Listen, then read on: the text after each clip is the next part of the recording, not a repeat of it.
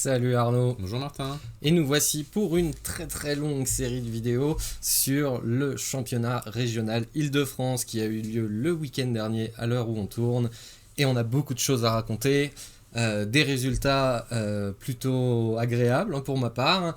Et avant de commencer tout ça, on a plusieurs petits messages à faire passer, dont un qui tient particulièrement plus à Arnaud qu'à moi, concernant un joueur qui nous a quittés, un vieux joueur comme on dit, un dinosaure de Magic, qui est... je te laisse le nommer. Ouais. Alors c'est Kaibe2, c'est le joueur qui a le plus beau palmarès de Magic à ce jour. Il a gagné genre 7 Pro Tours, 5 individuels, 2 en équipe, il a genre 7 wins en GP. C'est un mec qui a réussi à faire top 8 sur 4 générations, c'est-à-dire dans les années 90, 2000, 2010 et 2020. Top 8 de Pro Tour évidemment. Enfin voilà, c'était un joueur exceptionnel et évidemment, hélas, si on fait un petit clin d'œil, c'est parce qu'il nous a quittés il y a une semaine ou deux. Il était atteint d'un cancer et voilà, c'est la maladie qui a gagné. Donc je voulais faire un petit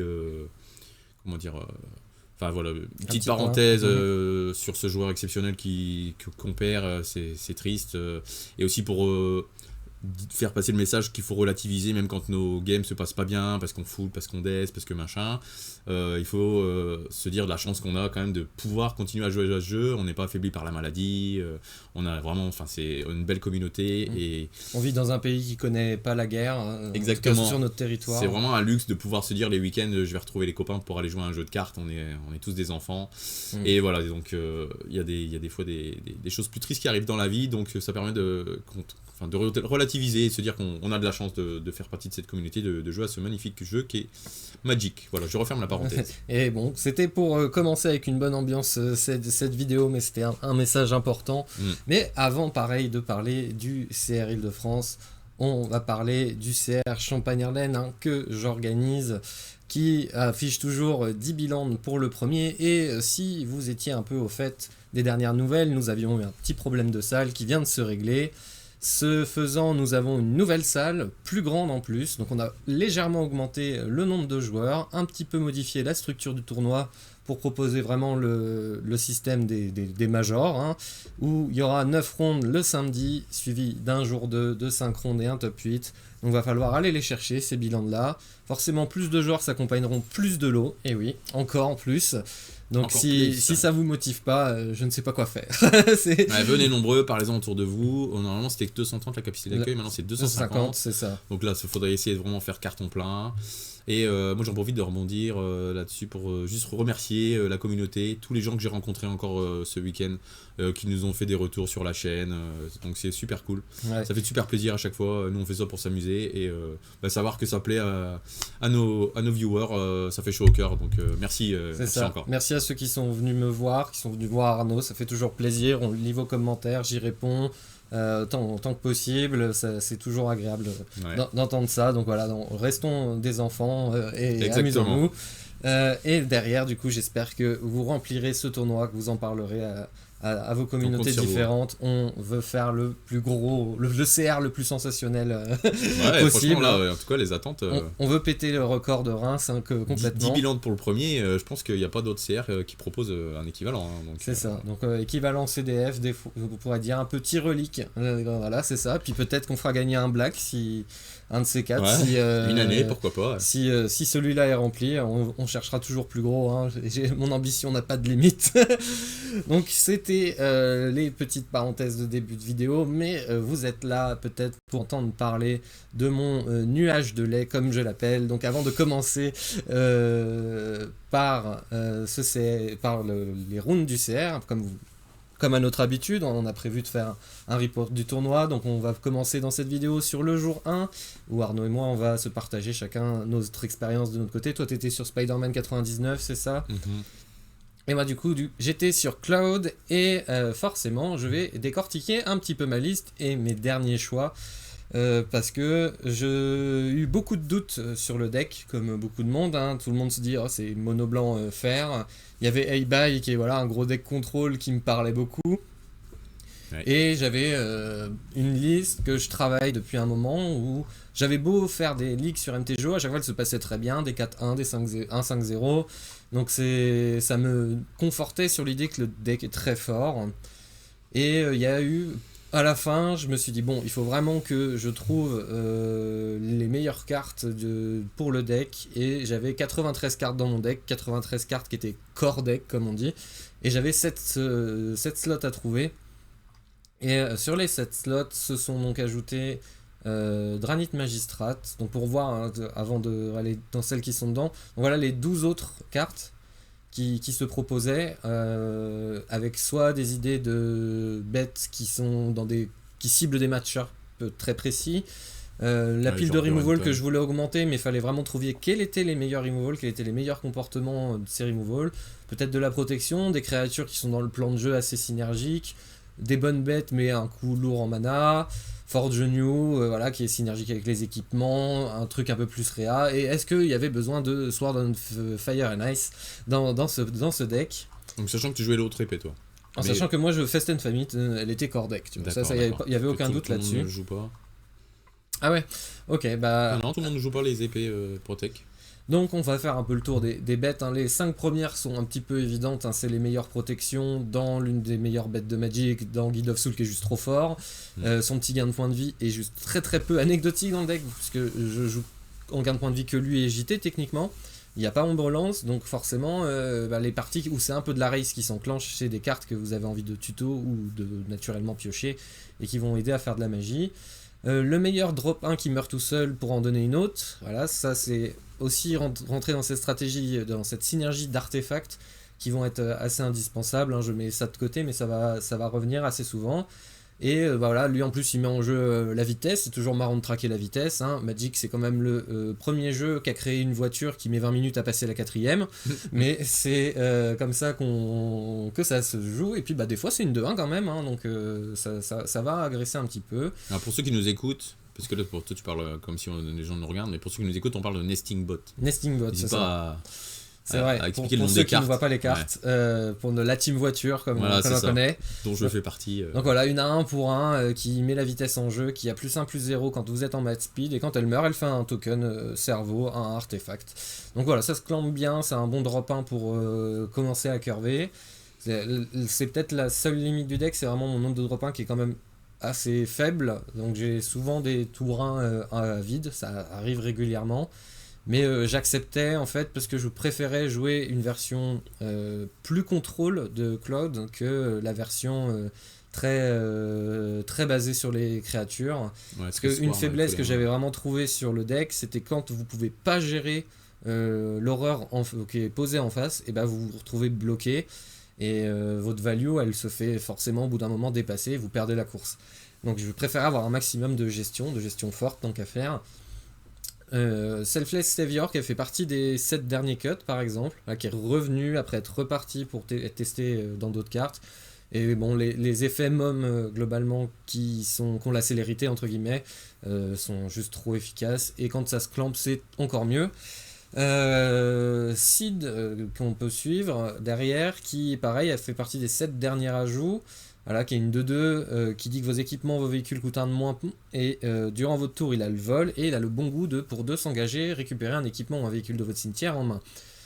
Tous ces effets sont trop efficaces sur la carte, en fait elle ne paye pas de mine, mais vous avez envie d'avoir une base de volante dans le deck, pas besoin d'en avoir beaucoup, il suffit qu'il y en ait une sur le champ de bataille en général, et pendant que vous faites votre value, vous arrivez relativement à geler le board par le sol. Parce que voilà, vous avez des petits trucs qui peuvent mourir, des tokens qui arrivent, ou juste des bêtes certes qui peuvent pas attaquer mais qui sont suffisamment grosses pour tanker ce qui arrive en face, et d'avoir cette petite évasion qui fait que vous continuez d'agresser les points de vie de votre adversaire, et pendant que vous faites cette value, vous le descendez aussi en points de vie. Ça vous aide à gagner la race, à gagner le monarque, le fait de réduire les coûts des équipements. Mais forcément, ça c'est Cordex, c'est très efficace. Martin. Comment t'as pu retirer cette carte là? Parce que les gens qui les jouent plus cette carte, je les vois pas toujours, et il y a des moments ça m'avait un peu, en fait j'arrivais du mal à me rendre compte de à quel point c'était bien. J'avais retiré pour me la remettre, et là il a fait de la grande magie. Ça te fait gagner du mana, et en plus comme tu dis, l'évasion, et en plus des fois tu revois un équipement qui s'est fait péter. C'est un très bon, pour un drop 2 ça fait beaucoup de choses je trouve. Et juste à côté de lui, on a Qatar Commando, pareil, 3-1 flash qu'on présente plus trop, très efficace. C'est un peu le genre de carte que tu es obligé de jouer pour respecter un peu les enchantements artefacts en jeu de ton adversaire. Et Dranit Magistrat, bon là c'était un peu par rapport au metagame, parce que il y a beaucoup de commandants, de decks très commandant centriques, Spider 99, Lumra, voilà, qui sont des decks qui sont pas évidents à négocier pour Claude, particulièrement Lumra, ou même des Tassigur, hein, que t'en as envie d'embêter. C'est des decks voilà, où Magistrat de Dranit, quand il est posé, ça l'embête, va falloir qu'il s'en débarrasse avant. Temps, hein. Et ça m'a fait gagner contre Aragorn, ça m'a fait gagner contre Tassigur, enfin ça m'a fait gagner contre plein de decks qui peuvent protéger. Voilà, si elle arrive pas en T2 mais qu'elle arrive plus tard dans la partie, ça peut suffire d'un seul coup à faire basculer le jeu de votre côté. Elite Trooper, pareil, le vol, l'agression, le côté équipé gratuitement. Il a pas du tout brillé ce week-end, je l'ai à peine pioché. Bon, c'était pas son week-end, mais dans mes ligues, il avait fait de la magie. Jacket Rabbit, là pareil, il avait fait partie des 7 dernières, où c'est une carte qui a pas de TB, qui a ce défaut de si elle se fait gérer, elle a vraiment rien accompli. Mais bon, c'est une créature qui se curve toujours très très bien, parce qu'elle coûte X et 2. Donc elle va toujours être suffisamment au moins impactante par rapport à votre mana que vous avez, si vous avez que ça à faire. Et si vous arrivez à attaquer avec, vous avez un deuxième au slot pride, hein, et avoir plein de lapins quand on a un deck clamp, c'est trop efficace. Ouais, puis dans un jeu équipement, tu boostes sa force, ça fait du sens. Je sais que tout le monde ne la joue pas, mais ouais, moi, le côté flexible du X, moi c'est ça que j'aime beaucoup avec cette carte. Exactement, Lion Sash, bon, l'équipement qui gère les cimetières, on peut pas toucher. Félia, c'est juste trop fort et c'est un excellent swap contre les decks à contrôle mid. Voilà, quand vous êtes sur la draw particulièrement. Paladin de Puracier, il n'y a même pas besoin d'expliquer, je pense. Si vous connaissez la carte, vous savez que vous devez la jouer dans le cloud. Dans un jeu d'équipement, ouais, c'est ça. Sanctifier en bon voilà, c'est un peu le commit. Il y a des decks noirs, il y a des decks rouges, il y a beaucoup de trucs dans les cimetières. Et voilà, c'est la carte qui gère un peu tous ces problèmes-là. Et donc c'est votre Rest in Peace à vous, parce que vous pouvez pas jouer Rest in Peace dans le deck. À un moment je l'avais presque envisagé, mais empêcher son clamp de fonctionner c'est quand même un peu dommage. C'est vrai que le deck c'est vraiment le point fort du deck, c'est la force de clamp, hein, il n'y a pas photo. Si on retire Skull Clamp, le deck perd énormément en force. Spectacular Spider-Man, pareil, il a fait partie des 7 dernières. Globalement c'est pour le côté overstaté légendaire et que des bons effets qu'il est rentré. Même si probablement ça va être lui qui va laisser sa place pour tester le Kirin. Il a un vol là. Pour voir ce qu'elle fait, parce que là elle a le vol directement, Kirin, même si elle est pas 3-2, elle est 2-1. Mais elle fait des trucs un peu magiques, des petits powerplay un peu vénères. Donc c'est. Parce que je l'ai eu plusieurs fois, il a été toujours très ok, très bien. Mais j'étais pas transcendé par la carte, je me suis dit, c'est vraiment la carte que j'ai envie de piocher à ce moment-là, quoi. Mais quand je l'ai pioché, j'étais là, ok, c'est cool, j'ai une bête flash. Et quand les decks un peu contrôlent, voilà, vous êtes toujours content de flasher des bestioles. Stoneforge, on n'en parle même pas. T-Staker, mais quel MVP. Ça va toujours embêter votre adversaire, parce qu'au moins vous êtes sûr que pendant votre tour, il n'y a pas trop de surprises. C'est un peu comme une Thalia, mais ça va un peu à l'encontre de ton plan de jeu où de temps en temps tu vas voir quels étaient tes équipements, quoi. Ouais, Thalia elle est complètement injouable dans le deck, je joue beaucoup trop de spells dans ta version créatures. C'est vrai que tu as beaucoup de créatures, toi, 27. Donc, mais lui, voilà, il va juste faire cet effet-là sur votre adversaire pendant votre tour. Il a l'Afterlife, donc c'est excellent pour le côté, pareil, toujours clamp, rejouabilité des cartes, quoi. Elle se remplace tout de suite quand votre adversaire les gère. Voice of Victory derrière on présente plus, de toute façon toutes les cartes qui suivent on n'en parle plus, c'est corps. Ensuite on va arriver du côté des rituels où moi je jouais les guédons. Je ne comprends pas comment on peut jouer Cloud aujourd'hui sans jouer les 2 guédons. C'est vraiment un kill indispensable au deck, parce qu'il y a des moments où ok vous avez assemblé de la value, vous êtes passé un peu devant, mais votre adversaire, il a des cartes qui vont probablement être plus puissantes que vous, et particulièrement contre, je sais pas, des slime foot ou même les contrôles, voilà, qui vont vous faire vrasse, et puis vous êtes bien embêté derrière de devoir reconstruire dans ces contres. Et ça, c'est vraiment, ok, ça passe, c'est terminé, je vais être devant trop longtemps pour que tu aies le temps de t'en remettre, et je vais aller te chercher, même avec 2 bêtes 3-3 ou 2 bêtes 2-2, c'est le temps que la partie démarre. Et quand vous avez une main pleine, parce que vous avez clampé une paire de fois votre commandant, du coup vous allez land drop, et donc même si on est reparti à 0, si tout se passe bien, vous êtes d'ailleurs celui qui a la tempo au niveau des landes. Et chaque fois tu le fais quand même quand t'as l'avantage sur le board. C'est des cartes que tu peux pas jouer si t'es pas en train de. Et si jamais t'es juste, genre t'as pioché plein de cartes, le mec il a fait Vras, tu dis vas-y je vais juste faire un guédon là et puis après je repartirai plus vite. Ça veut dire que en fait virtuellement tu es devant. Ça veut dire que par rapport au board c'est équitable, il n'y a rien peut-être, Ouais. il n'y a juste pas de board. Toi, tu es devant au CA. Bah du coup si tu fais les guédons t'es devant tu vois quand même donc tu vas reset sauf que toi bah tu sais que t'as tes land drops qui sont garantis et lui bah dès qu'il va rater un land drop bah ça y est tu vas commencer à pouvoir le punir encore plus tirer l'avantage du truc. Helping Hand, voilà le Hunters blanc qui fait arriver engagé, trop dommage qu'il y ait le côté engagé, mais ça m'a fait trop de magie. Avoir Claude qui arrive pour un mana, c'est trop efficace, et contre les decks un peu contrôle, enfin contre des contres, et bah ça vous permet de faire des petits pièges à base de bah j'envoie mon Cloud, oh mince il est contré, bon bah hop tout de suite pour un mana, il est quand même arrivé en jeu, et là en général votre adversaire il est pas content. Jolted Awake fait à peu près le même effet, mais il y a le bon goût de réanimer aussi les artefacts, de lui-même se recycler. Et des fois, il m'est arrivé, il y a un moment, j'étais à 2 doigts de réanimer une solitude avec, parce que j'avais beaucoup d'énergie grâce à ma Guide of Soul. Yeah. Et ça aurait fait un peu bizarre, hein. Pour un mana, boum, je réanime ça. Et bon, ça, j'ai pas eu besoin de ça. Derrière, on peut enchaîner sur les éphémères, on a Dispatch. Dispatch, c'est une carte discutée aussi. Dispatch.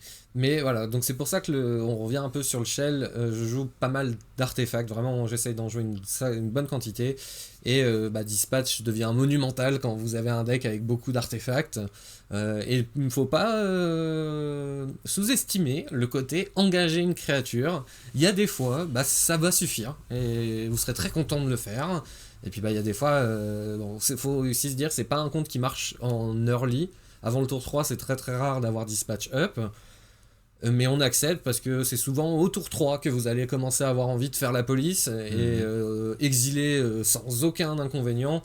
Forcément que c'est un peu fort, il n'y a pas photo. Sorte tout clochard, donner les points de vie, on s'en fiche, mais là, il n'y a même pas les points de vie. Marche blanche, c'est les gestions blanches, les meilleures. Hein. Lightning Tutor, on ne présente plus non plus. Le terrain de MH3, pareil, hein, ça c'est juste gratuit. Flair blanche, grosse magie, hein, les free spells. Ça pareil, c'est pas toujours on le voit pas toujours dans les listes. Ça m'a trop fait gagner. Hein. Il y a pas photo. Votre adversaire, il peut pas s'attendre à d'un seul coup. Boum, il y a tout qui est indestructible chez vous. Vous pouvez globalement pas perdre la partie ce tour-ci. Enfin, en tout cas pas au point de vie. Donc une grosse phase d'attaque sur un slime foot à un moment qui s'est dit bon de toute façon il était trop serein et j'ai fait ça dessus et vraiment ça l'a détruit parce que derrière il était tout engagé tout machin. Donc l'effet fog il est aussi fort et ça a la synergie avec les Armageddon complètement invraisemblable, hein. D'un seul coup vous détruisez tous les lampes de votre adversaire en échange de 4 mana, 2 cartes en main et une bête blanche sur votre champ de bataille. Mais vous acceptez parce que globalement vous enterrez la partie souvent c'est là-dessus. Ouais, j'avoue. Mantra, voilà, les free spells quand on joue mono blanc c'est très très fort. Et nous voici dans le package d'artefacts contenant donc les équipements que j'ai décidé de jouer avec donc Ghost Vacuum qu'on présente plus non plus, un des meilleurs gestions de cimetière du format. Lavas Pure Boots, ça fait toujours de la magie, c'est trop facile à assembler. Et tiens, une carte qui se discute. Mandible Archite, alors là pour la team voiture qui sont de quoi qui parle, c'est pour un blanc, c'est sorti en MH3, c'est un artefact équipement qui a Living Weapon et qui donne +1/+1 et le vol et s'équipe pour 4. Ça paye pas de mine, mais déjà c'est un bon drop 1. Voilà, vous posez une bête 1 vol pour le début de la partie. Et tuto des bêtes avec votre commandant, c'est juste vraiment la plupart du temps ce que vous avez envie de faire, enfin ce qui est très très très très très fort, de pouvoir faire double spell, double bête, dont une qui vient de votre deck. Il y a Glimmerlance qui coûte 2, qui est pas mal, hein, qui fait de la magie aussi, mais elle vole et elle donne une bête qui est noire. Et des fois quand il y a des effets de protection en jeu, quand dans cette race, le fait d'avoir des bêtes de couleurs différentes, ça peut aider quand même. C'est une bête qui se clampe, qui augmente votre nombre d'artefacts parce que l'équipement lui va rester sur le champ de bataille.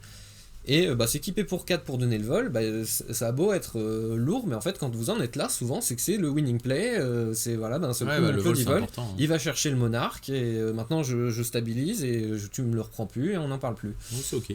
Bon, Master of Ingenuity, pardon, c'est vraiment trop vénère ça. Voilà. Ça copie n'importe quel équipement, ça fait les séquences avec Pre-War for Malware qui vous font gagner tout seul contre aggro. Vous commencez T2 Cloud, vous bloquez quoi qu'il arrive la bête qui arrive en face si vous jouez contre mono rouge. Ensuite, derrière, vous faites pré-war sur Claude, hop, le réanimer, vous bloquez tout ce que vous voulez en face, votre Claude il est remort, vous le réanimez pour un mana, et vous avez même pas joué de carte de votre main encore depuis le début de la partie, que lui il a déjà peut-être épuisé 2 ou 3 ressources, quoi. Ouais, c'est ça. Donc, mais ils se sont remboursés, les lampes. On Skullclamp, on discute pas. Springling Drive, vous avez besoin de ramper un tout petit peu. C'est quand même très agréable quand vous l'avez. C'est que d'avoir un mana de plus, ça change beaucoup de choses. Voilà, c'est le côté qui aide un petit peu. Vous avez votre dork à vous pour accélérer un peu votre curve. Ça pareil, ça faut pas y toucher. C'est un truc qui se tuto souvent sur Saga. Il y a des moments quand votre Saga quitte le champ de bataille, en fonction d'un peu forcément des spots. D'avoir accès quand même à plus de mana, c'est pas très désagréable. Le fait que tu perds un land, là tu récupères une autre source de mana à la place. C'est ça.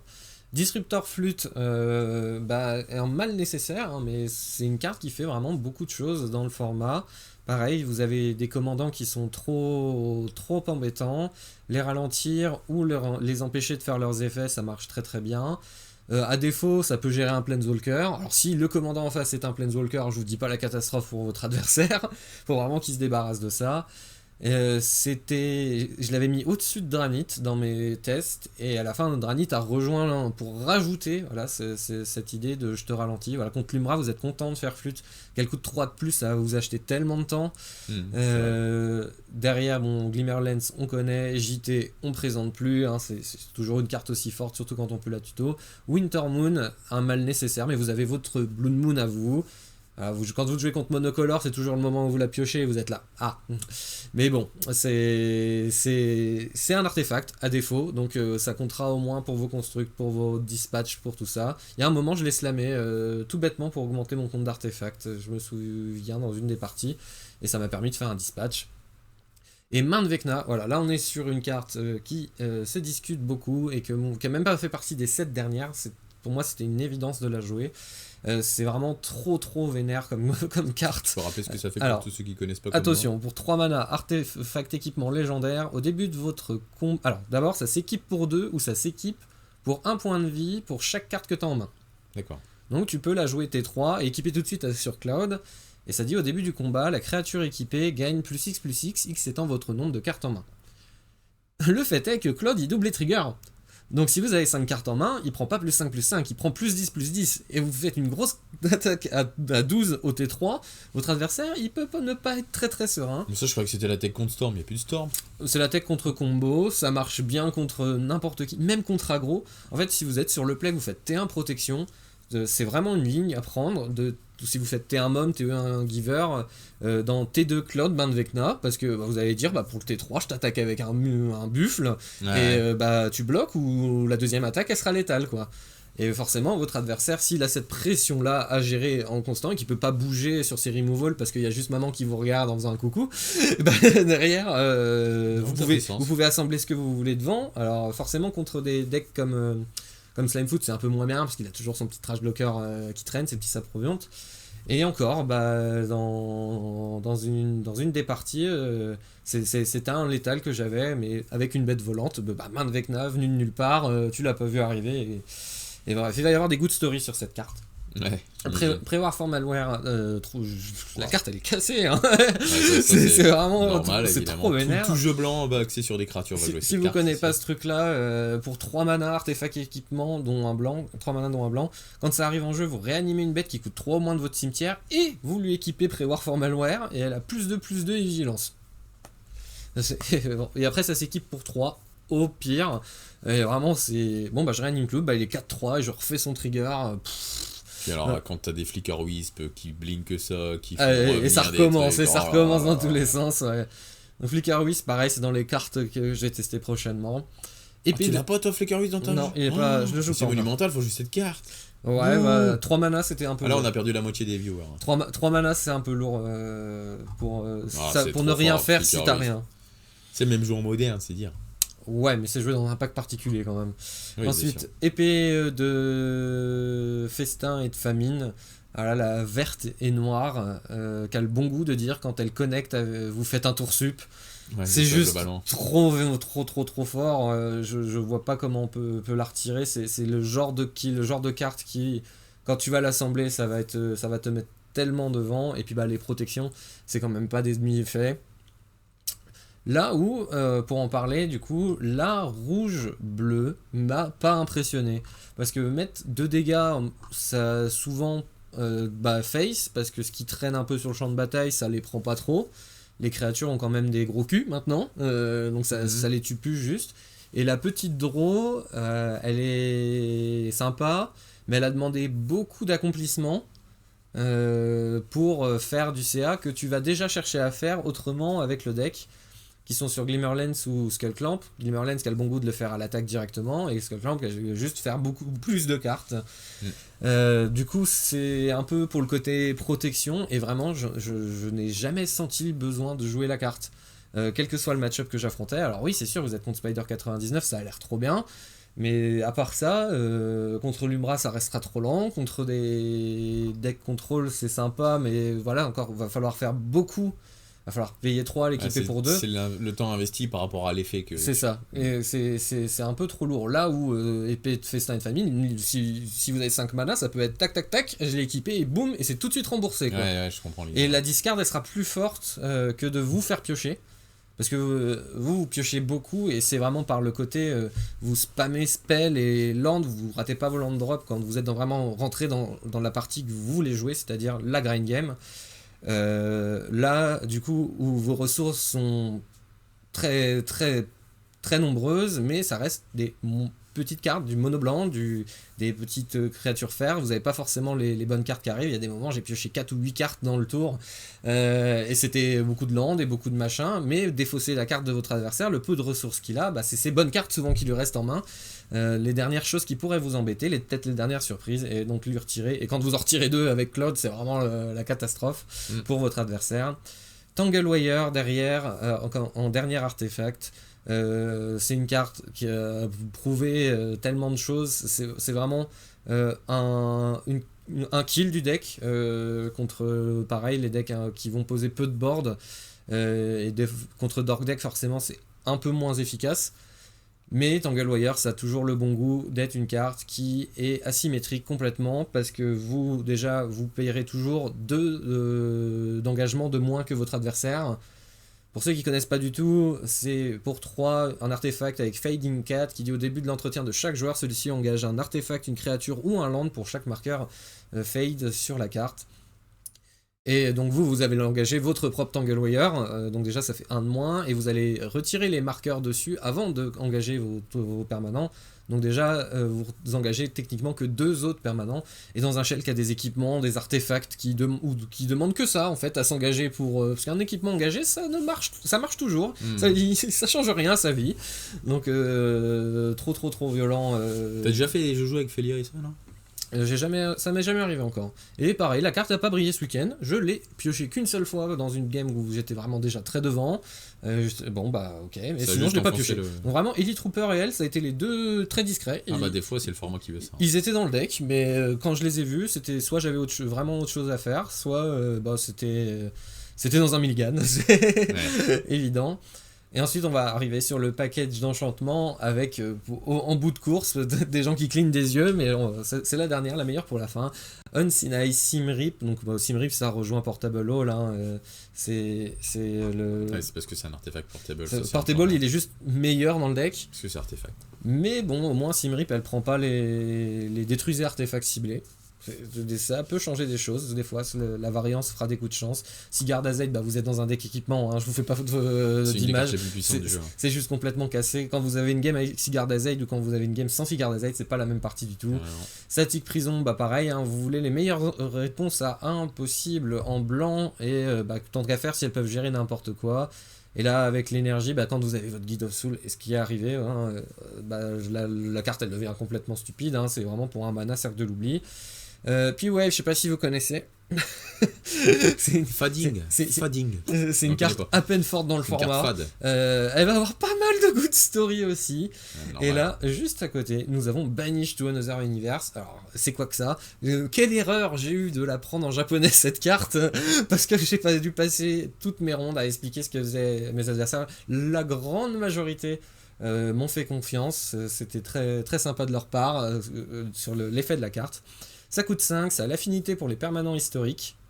Donc les permanents historiques, sachez que c'est les artefacts, les légendaires, pas que les créatures, les permanents légendaires, et les sagas. Donc elle va coûter très très très très souvent 1. Et après derrière, c'est un Banishing Light, donc un cercle de l'oubli, mais avec le bloc de texte en une fois. Et ça, donc voilà, ça gère n'importe quoi pour un mana. Donc vous avez votre Leyline Binding en mono blanc. Tu fais souvent un mana ça quand même ? Tout le temps. Ouais. Je l'ai pas casté une seule fois à 2 mana. Mais le deck est rempli à la masse critique d'artefacts pour que ça fonctionne. Il suffit que tu aies des bêtes légendaires pour que ça fonctionne. T'as ton Urza Saga qui peut te ouais, puis t'essayes aussi. de le setup, genre tu fais 1 ou 2 permanents légendaires dans ça. Ouais. Bah, c'est sûr que c'est pas le removal que tu fais T1. C'est sûr. Ouais. Mais en fait, quand t'es T3, il te coûte 1. Tu vois, et tu te débarrasses de ce que tu veux avec ça. Ton adversaire, il est pas content de prendre ça. Après, ça a toujours les défauts des Oblivion Ring, ça se fait gérer, tu rends le permanent. Ouais, mais c'est un faux défaut, ça peut t'as gagné la tempo dessus, ça, et c'est très bien. T'as coûté un mana. Et on va arriver du coup sur le package de land où j'ai essayé de enlever tous les lands utilitaires qui ne me servaient jamais. Particulièrement le dernier à avoir été cuté, c'est comment qui s'appelle, pardon. Celui qui fait des 1-1, non ? Non, c'est Eiganjo Castle. Ah ouais. Voilà. Ah ouais, quand même. Parce que j'ai fait beaucoup de matchs avec Lord. Ça ne m'a jamais servi à rien. Parce que le deck est tellement heavy en mana que avoir et une bête légendaire et des histoires de dégâts qui peuvent arriver et ça dégager, parce qu'il faut que tu les pioches aussi dans le moment où ça arrive et que t'aies pas fait ton mana ailleurs et que t'as un mana blanc en plus qui traîne. C'était tellement corner que ça ne m'est jamais arrivé. En fait, c'est parce que toi tu joues le jeu, mais moi pour avoir joué contre, en fait, dès que le mec il l'a, bah, tu sais que tu peux pas faire les blocs que tu veux, les blocs tradis en fait, juste tu vois, représenter la menace, même si tu l'actives jamais en fait. Ouais, mais c'est ça que je vois moi. Ça n'arrivait pas.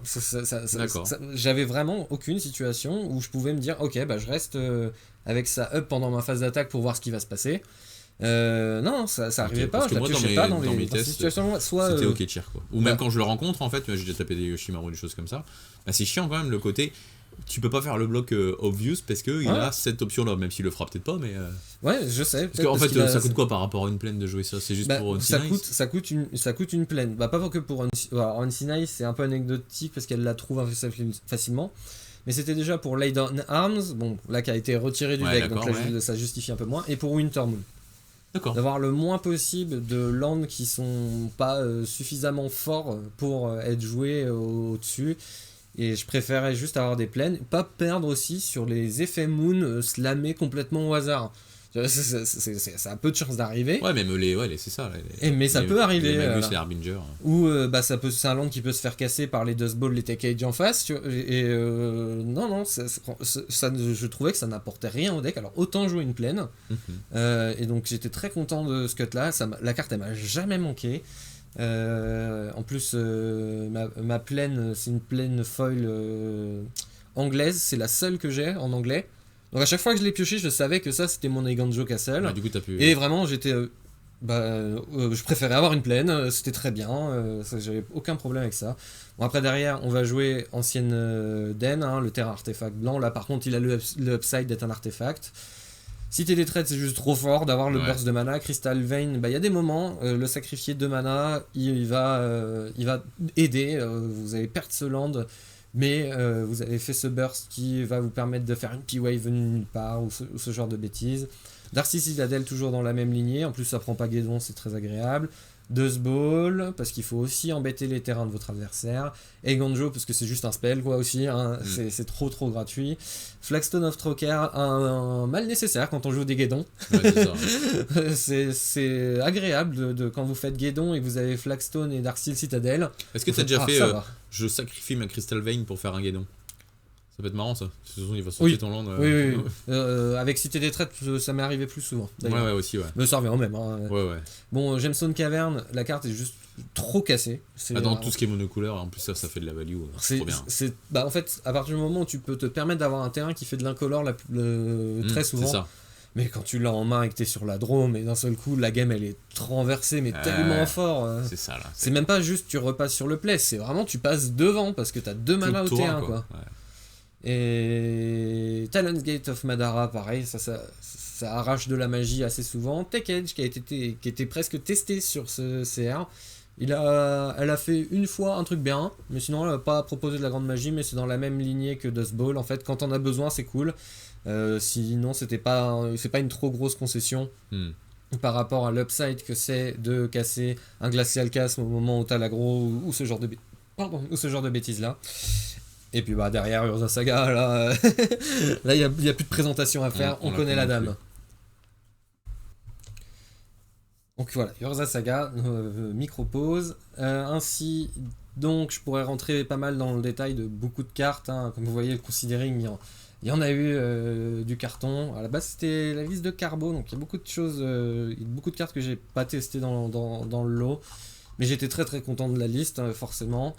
Ça a fait de la grande magie et donc il est temps un peu de raconter le tournoi. On va pas épiloguer sur Spider 99, on en a suffisamment parlé ces derniers temps. Ouais, juste la différence que je faisais par rapport à il y a un mois quand j'avais joué la liste. En gros, j'ai retiré Mystic Confluence, là, le spell à 5, qui est pas mal, mais bon voilà, il fallait faire des cuts pour mettre évidemment le nouveau gobelin qui dit tes spells sont incontrables parce que la carte elle est débile. Ouais, voilà, en plus avec ta figure qui revenait dans le format, ça me paraissait bien de mettre un truc qui disait oups incontrable, même en mirror, voilà, incontrable c'est fort. Enfin voilà, il y a toujours des contres dans le format. Puis la ward est pas anecdotique. Ward, tout ça, enfin ça, donc j'ai cherché, à chaque fois que j'essaie de changer une carte, j'essaie de cutter au niveau de la cœur. Donc j'ai retiré le spell à 5. Voilà, mais sinon c'est une stock list, hein, rien de très transcendant, il n'y a pas trop de tech à part le choc, tout le monde ne joue pas, mais sinon voilà, vous connaissez quoi. C'est ça. Et donc c'est parti pour ce petit tournoi, hein. On était 266 joueurs, ouais. Donc avec la fine équipe, hein, qui nous accompagne. Donc là on a les joueurs de Reims et Soissons, avec un splash de l'Est du côté d'Anthony Obou et Ozzy qui était venu manger avec nous, hein, le bon jab du vendredi soir avant le tournoi, histoire de se mettre en forme. Et puis forcément, la petite photo avec la Team Racket, il y en a deux qui ont raté la photo, comme on n'arrive jamais à voir tout le monde en même temps, et puis deux qui se sont ajoutés pour la peine, donc ça va. Voilà, c'est ça. Donc chercher l'intrus. Avec nos beaux polos, et puis moi qui avais oublié les couleurs de la team. Oh là là, quelle honte. J'avais pas la banane, mais j'avais les autres qui la portaient pour moi, donc c'était une bonne dizaine de racketteurs alors. Ouais, c'est ça. Sur cet event. Bah oui, on est partout. Le racket est partout. Mais on commence avec une ronde 1. Alors celle-là, on l'attendait pas. Hein. Franchement, quand je vois que je m'assois face à Citis, je me dis oh là. Citis en 2026. Je fais dis donc, beaucoup de courage, mais pourquoi pas. Ça a des armes contre des decks du méta, ça peut surprendre. Donc je vais milligan de manière à respecter énormément le premier cast de Citis, avoir gestion dessus. Forcément, je perds le toss. Mon jour 1, les toss, ce sera pas ça. Et la game commence, mon adversaire me fait land blanc dans rien, land qui fait de l'incolore au T2, et je vois qu'il lande pas de source de vert avant le T4 ou 5. Ah ouais. Et bon, en attendant, je développe, je commence à lui mettre l'aggro. Il avait mulligané, lui? Il avait mulligané? Oui, il était à 6, lui. Ouais. Il était à 6, moi aussi. Et derrière, au moment où il trouve source de vert, il fait ah ok, Utopia scroll dessus pour redonner vert. Moi je prends mon tour, je fais guédon. Et on passe à la 2. Je suis là, ok, bon bah ça s'est drôlement bien passé cette game 1. Ah ouais. Et facile. Ça va. La game 2, c'est pareil, je trouve dans mon 6 une gestion à sa première Citis, qui est Solitude. Dommage pour le CDA, mais on accepte parce que lui, sinon il va faire trop de CA en fait, donc je veux gérer cette Citis. Et là il va avoir un play qui m'a surpris, c'est qu'il va jouer l'enchantement qui donne le Shroud à un type de créature quand il le nomme, et il va nommer Soldat pour embêter mon Cloud. Ah, c'est mignon. Et je suis là, ok. Ah, c'est pas mal. Alors déjà, pourquoi il a pas dit humain? C'est Resolve, c'est ça, un truc Resolve, ça s'appelait. C'est une vieille carte, forcément dans la liste qu'on a sous les yeux, je la vois pas, mais... C'est un truc en carnage, Unholy Resolve, un truc comme ça. Voilà, donc je suis là. Steely Resolve, peut-être bien. Je suis là, ok, si tu veux. Et du coup, c'est ma Félia qui va porter ma main de Vecna, qui va le défoncer, parce que ça tape trop fort, main de Vecna. Vraiment, c'était la stratégie. Ok, tes deux mains de Vecna, on joue la game ultra agressive, parce que si lui, il a le temps de lock je vais perdre à la value de toute façon. Ouais. Donc faut pas que je lui laisse l'occasion de poser son Mistar en ayant posé du lock. Et ça va très très bien se passer. Donc on commence tout de suite par un 2-0 sur cette ronde 1. Voilà, contre Citis, le deck qu'on n'avait pas vu arriver. Mais bon, m'a gentiment donné là, aussi c'était sympa de sa part. De ton côté? Alors moi de mon côté, je tape un mono noir... Acérérac? Acérérac, c'est ça, ouais. La game 1, j'arrive à la gagner. À un moment, je lui mets un létal. Ouais, en fait, je crois que je lui fais le +3, +0. Ça doit être ça, ouais. Ou un phénix. Non, je fais un phénix, il le tue. Enfin voilà, j'arrive à le grind. Savoir qu'au 3 games, il m'a fait l'enchantement pour 3 noirs, là, qui dit que, tu sais, chaque fois qu'il joue son Acérérac, déjà, il coûte 2 de moins. Et en plus, il met des 2-2. Donc ça, c'est très pénible. Et en fait, la game 1, j'ai un moyen de passer... Non, en fait, c'est parce que je suis avec le phénix, je crois. Mais ou sinon j'avais aussi le permanent, enfin le rituel qui pète un land et qui disait on peut pas bloquer. Ouais. Donc je sais que j'avais ça. Je sais que je suis pas très bien réveillé parce que je fais des dingueries. Genre à un moment je fais un pondeur pour essayer de trouver un fetch. Je trouve mon fetch. Au-dessus le reste du pondeur c'est une fury et une miscalculation.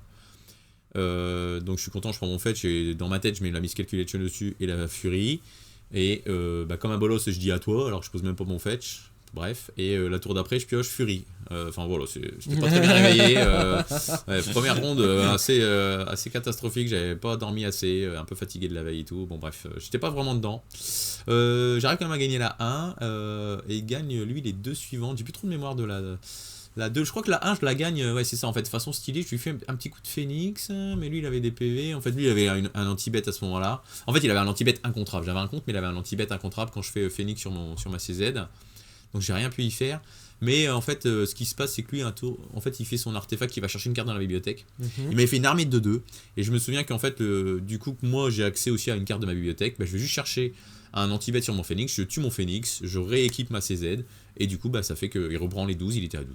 Nickel. Donc voilà, tout pile poil, là j'étais content. Et par contre, je perds les 2 suivantes. Ah ouais. Dommage. Ouais, mais bon, la game 2, rien de trop à dire. J'ai pas pu y faire grand chose. Par contre, la game 3, j'aurais dû mulliganer ma main. J'avais pas assez de compte, trop de removal. Enfin voilà, pas bien dedans. Je commence mal, mais rien à dire. J'ai pas très bien joué et j'ai pas très bien mulligané. Donc une défaite assez logique, quoi. Bon, voilà. Moi donc ça part sur une victoire, puis on commence la round 2, et là je vois que j'affronte Slimefoot, et je suis là, allez, un bad match-up dès la round 2, c'est parti. Blabla. On commence, je suis sur la draw en plus, je suis pas content, mais cette game 1, elle va plutôt bien se passer, parce que j'ai un Seven qui a gestion sur le Dork T1, et la vie elle est quand même plus facile quand tu gères le Dork T1, et j'ai P-Wave qui va arriver T4, qui va m'arracher beaucoup de temps. Je vais finir par connecter avec une épée verte et noire, donc commencer à faire des tours complètement débiles, et je gagne la première au bout de pas mal de temps, mais ça s'est pas joué à grand chose. La game 2 par contre, je me fais rouler dessus, je me prends le rouleau compresseur, T1 Dork, T2, Slimefoot, T1, T3 machin, moi qui avais Mulligan sur un 6 où j'étais là, s'il a pas le Dork, ma main a le tank, il a le Dork, c'est terminé. Ouais, c'est dur. Et la game 3, pareil, je suis là, s'il a pas le Dork, ça devrait le faire. Il va quand même me faire T1 Dork. Je choisis de me décurver pour gérer le Dork quand même. De pas jouer Cloud T2, mais j'ai drop pas un que j'ai pioché et gestion. Enfin, j'ai un setup à peu près comme ça. Et lui, il rate son land drop T3. Du coup, moi j'ai Cloud T3 qui va chercher Clamp pour assembler Clamp et piocher, et lui il re-rate encore son land drop, parce que lui il garde sa main pour agent d'opposition, et du coup il pourra jamais la jouer dans cette partie, ce sera beaucoup trop tard quand il aura ce troisième land. Moi j'ai déjà trop pris d'avance au CA, donc il a pu corriger mon mulligan, et je gagne contre ce Slimefoot, et qui est là, j'ai perdu la round 2, ça sent pas bon, il y fera top 8 ce Slimefoot. On le retrouvera en top 8. J'ai regardé un petit peu la metagame, le jeu le plus joué c'était Spider-Man, genre il y en avait 25. Enfin non, c'était Others évidemment, c'était la jungle. Mais sinon après c'est Spider-Man, genre il y en avait à peu près 25, et Slimefoot qui arrive juste derrière, il y avait une vingtaine de joueurs, quoi. Ça reste donc, un deck très solide dans la salle, c'est toujours bien dans la méta. Je me demande si en plus c'est pas mal contre Tassigure.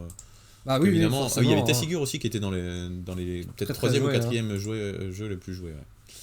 Donc ouais, de toute façon c'est toujours solide. En plus il a encore gagné un joujou avec le nouveau Gobelin. Il avait besoin de ça. C'est vrai que ça manquait. Un nouveau drop 2 ultra vénère. Oui, non, bah tiens, il est même pas dans la liste. Et là, il a aussi gagné JE, Formidable Speaker. Voilà. Alors ça c'est trop bien parce que c'est discutable, mais c'est fort. De quoi, c'est JE? Ouais, parce que c'est une 2-4. Le deck aime pas les créatures qui sont pas agressives, mais.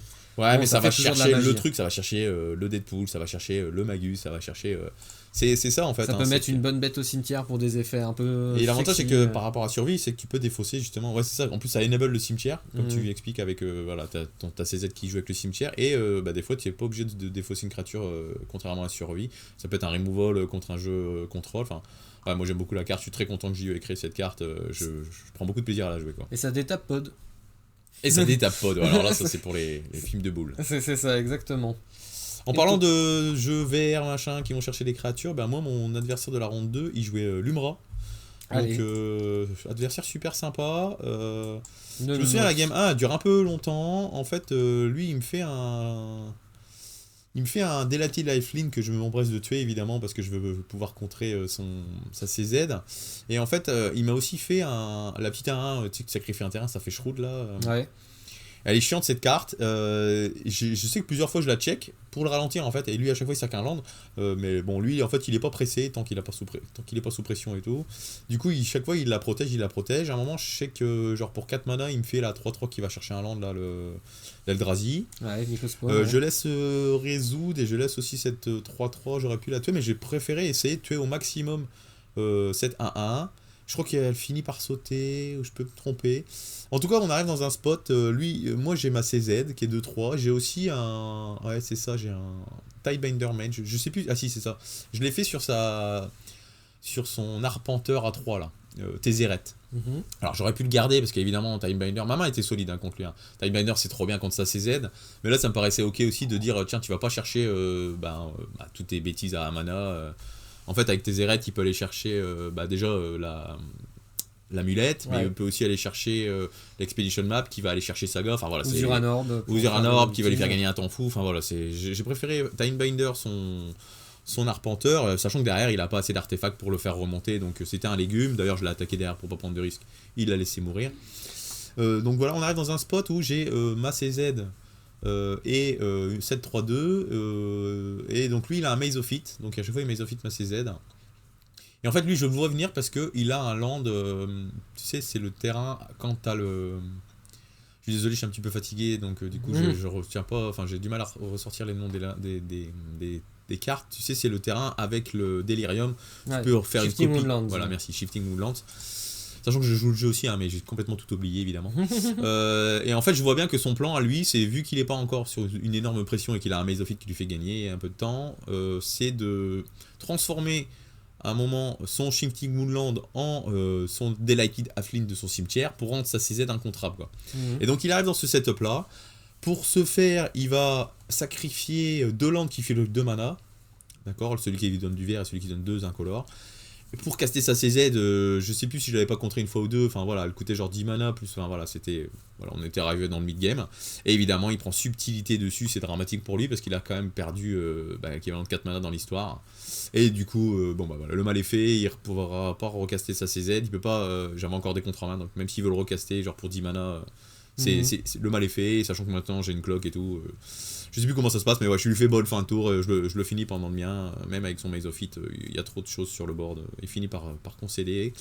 Et la game suivante, c'est pareil, j'ai les papiers, j'ai tous les comptes comme il faut, je sais qu'il arrive jamais à trop monter en mana non plus, enfin, à m'embêter, il est obligé de rentrer dans mes contres, et ça se passe bien, tu vois, parce que moi j'avais déjà joué Lumra contre les jeux un peu tempo-ish, genre surtout Aragorn, et là de jouer... Spider-Man contre Lumra, c'est la première fois que je faisais le match-up, je me sentais vraiment à l'aise, je me dis putain ça va être quand même super compliqué pour Lumra quoi, je voyais bien avec les contres et tout, si jamais tu sais jouer et tu joues pas comme un peintre et que tu gardes vraiment tes comptes pour les cartes importantes, ou les Tidebinder ou les cartes comme ça, c'est vraiment dur à passer quoi. Mais bon, je vois que lui, Koresh, ça l'empêche pas de bourrer du Ah, c'était Koresh en plus? Non, c'est pas Koresh, bien sûr. Mais je vois que lui, il a du succès avec le jeu, il arrive quand même à gagner contre les Spider-Man, donc il doit y avoir des techniques que j'ai pas. Enfin voilà, en tout cas, une victoire qui me refait passer un 1-1, voilà. Et ben moi du coup je vais affronter un deck emblématique du format, hein. Je vais affronter en ronde 3 Aragorn. D'ailleurs la bonne blague c'est on rigolait des copains parce que le zap c'est vraiment c'était en 2 salles, et forcément quand il y a 2 salles il y a la salle avec les hautes tables et la salle avec le fond de table, et du coup il y a la salle de la honte, et donc t'as tout le monde t'as quelques copains qui sont déjà dans la salle de la honte. Et là, je vois que je suis table 133 et il me voit aller aussi dans la salle de l'ombre. Bah, il fait bah alors t'as pas gagné? Si, mais à mon avis, ça doit être un joueur site. Ouais. Et c'était le cas, un mec qui était en béquille, donc forcément il avait sa petite table pour lui tout seul. À côté de la buvette. C'est ça, donc on avait toute la place, ça c'était pas trop mal. Hein. Donc on est tous les deux quand même en 2-0. Hein. Et la game 1, elle va être assez longue, elle va être très grindy, où il va respecter pendant pas mal de tours un moment où je vais avoir du mana up, alors qu'en fait j'ai rien. J'ai plein de cartes mais j'ai rien. Et du coup il veut pas slammer son Aragorn parce qu'il sent que, enfin il a l'impression que s'il le slam, je le gère. Et du coup bah là je récupère le monarque et forcément la bascule se fait. Mais non, bah, je représente quelque chose. En attendant, lui il jouait la nouvelle Glen Elendra. Ouais. Là, qui m'a absolument pas impressionné. Vraiment j'ai trouvé la carte mais très peu efficace. Tu peux la rappeler ce qu'elle fait? Alors, c'est une 3-4 pour. C'est une 2-3. 2-3 Ah, si, c'est une 3-4 avec un marqueur -1. Flash pour un bleu et 2 incolores. C'est ça, et vous pouvez retirer le marqueur en payant 2 pour contrer un sort non créature et son contrôleur pioche une carte. Bah. Ça a pas fait de magie du tout. Hein. Quand c'est en jeu avec son marqueur, bah du coup tu le sais. Donc tu es là, ok, et tu vas pouvoir rentrer dedans et ça va te faire piocher, ça va te rembourser le spell que ça a contré. Ouais, c'est dommage cette ligne de texte quoi. Ça a vraiment pas fait de magie, et la game va se jouer énormément sur un moment où il va laisser mon clamp résoudre, et je vais clamp Cloud, et il va me faire Spider Sense en remontant sa Glen qui est dans sa main. Qui est sur le champ de bataille. C'est un stifle ça, hein. C'est ça, c'est un stifle pour les capas déclenchés ou ça contre un rituel ou un éphémère. Donc il va dire que tu pioches pas, c'est ça. C'est ça, et pour me dire tu pioches pas, et je lui fais bah ok t'en as contré un mais il y a 2 triggers quoi. Et il fait ah bah non, si j'ai contré le premier il n'y a pas le deuxième. Je fais bon bah ça va être Call Judge. Ouais. Forcément l'arbitre il me donne raison, et il fait ah bah du coup moi je savais pas que c'était comme ça, du coup moi je voudrais revenir sur mon play, et l'arbitre il va dire bah non désolé tu peux pas revenir sur ton play. Et ça l'empale beaucoup trop parce qu'il perd complètement la tempo. Moi j'ai quand même pioché, donc je vais quand même redévelopper, et je gagne la game 1 au bout de beaucoup de temps. Et je me dis bon faut juste déjà pas que je perde la 2, mais c'était vraiment une game très très solide hein, des deux côtés. On s'est envoyé des grosses cartes. Lui il a eu Fury sur le champ de bataille à un moment, enfin ouais. Forcément ça me calme hein. Ça me calme un peu quand je me prends des trucs comme ça. Et la game 2 c'est Skrell et Sid qui vont faire la magie complètement dans le match, parce que Skrell va du coup être la petite source de protection, la moins bien des trois, mais elle fera quand même des choses. Et Sid le vol, et il va permettre d'arracher le monarque à un moment. Et je vais poser plein de boards, et il va vraiment attaquer avec Aragorn. Et je vais activer l'effet de Sid sur random petite bête que j'ai pas trop grave si elle meurt, pour dire non, si elle va quand même pouvoir bloquer cette bête là. Parce que je vais annuler l'effet d'Aragorn, puis je vais bloquer avec, trash block 1 ou 2 fois, mais pendant ce temps là en fait j'ai le monarque qui tourne, et puis moi j'en pioche plein des petites bêtes, et j'ai mon petit robot qui va mourir une fois puis une deuxième fois, puis je finis par assembler clamp, repasser devant en ressources, j'ai le monarque qui tourne de mon côté pendant un moment, puis c'est dans ce match là que va se passer le moment un peu mignon, parce qu'il m'a quand même pas mal agressé au début de la partie, donc je suis assez bas en point de vie. Et moi j'ai un petit board qui va aller chercher au létal au prochain tour, et son seul out c'est de faire Arena of Glory, Aragorn, je reprends le monarque, je passe en dessous parce qu'il a enfin géré mon Skrell, enfin tout ça, et gagner 4 et me mettre 4, et il top deck son Arena of Glory, il la joue, il est tout content, il fait allez j'envoie l'Aragorn, et moi sur mon trigger monarque j'ai pioché Dispatch, j'ai pas 3 artefacts en jeu mais je vais juste faire tiens ton cavalier il a glissé avec sa célérité, il s'est du coup les pieds dans le tapis, il est tout tapé, donc forcément ça l'empale complètement, et à mon tour j'ai le swingback qui est létal, et je gagne 2-0. Beau gosse sur ton petit dispatch. C'est mon petit dispatch qui fait non Non. Voilà, c'était assez mignon. Le dispatch tempo, quoi. Le dispatch tempo. Et c'est donc un 3-0 pour le moment. Hein, donc ça commence pas mal. Ça commence pas mal. Plus que 2 à gagner pour passer J2. Un Mirror, un Spider-Man 99. La première game, on se regarde beaucoup. On n'ose pas trop bouger. Et je me souviens qu'à un moment, je lui fais un chat. En fait, je sais pas trop parce que forcément, on voit pas la main de l'autre. On n'a pas pioché les cartes qui voient la main de l'autre. Et moi, je suis à peu près persuadé. Ah ouais, en fait, ce qui se passe, c'est que moi, je reste bloqué à genre 4 landes et lui, il monte à 6. Et dans les landes, il y a un Cory Monastery, quoi. Donc, je sais que j'ai une forme de pression. Faut que je bouge parce que lui, à terme, il va juste faire du value. Il me fait premier Cory, il va chercher, il trouve une île. Enfin, voilà, lui, il est monté à 7 ou 8 landes, que moi, je suis à 4, 5. Enfin, voilà, je suis derrière déjà en termes de ressources. Et. En fait, à un moment, c'est rigolo parce que je fais une expressive itération et je trouve pas de land dans mon expressive itération. Oh. Et j'ai un Malcolm, il me reste genre 2 ou 3 mana derrière, comme je dis, j'ai 4 ou 5 mana. Et du coup, je lui dis fin de tour, je me dis, il va peut-être activer son Cory et moi je ferai peut-être mon Malcolm, mais bon, je reste aussi, tu sais, je me dis, on verra bien aussi, je respecte aussi, voilà, c'est ça. Hein. Je sais plus, je dois avoir un spell snare, je dois avoir des petits trucs. Et du coup, il décide de pas activer son Cory. Et du coup, c'est marrant parce que quand il fait ça, il m'envoie aussi l'info, j'ai des contres et pas forcément un removal parce qu'il pourrait juste ma 2-1 vol. Il décide de pas activer son Cory, donc il m'envoie cette information-là. Il faut savoir que c'était une information, c'était rigolo parce que, donc je vais vous continuer à la game et vous allez voir là où je veux en venir. C'est qu'en fait, donc à un moment, moi je suis toujours à 4 ou 5 mana, j'essaie de slam un petit chat fin de tour. Tu sais, c'est la Enduring Curiosity. Ouais. Et ça résout. Ça prend sa bolt, je crois. Enfin, ce qui se passe, j'arrive quand même à gagner la game. Comment ça se passe ? Lui, à un moment, il me fait un tour, il me fait double Magus. Attends, je réfléchis. Je réfléchis si c'est ça. Non, en fait, je me souviens, la game 1, je l'ai gagné juste sur un Oculus que j'arrive à résoudre. Et donc, en fait, il s'avère qu'il avait pas de contre. Il avait les 2 Magus en main, je crois.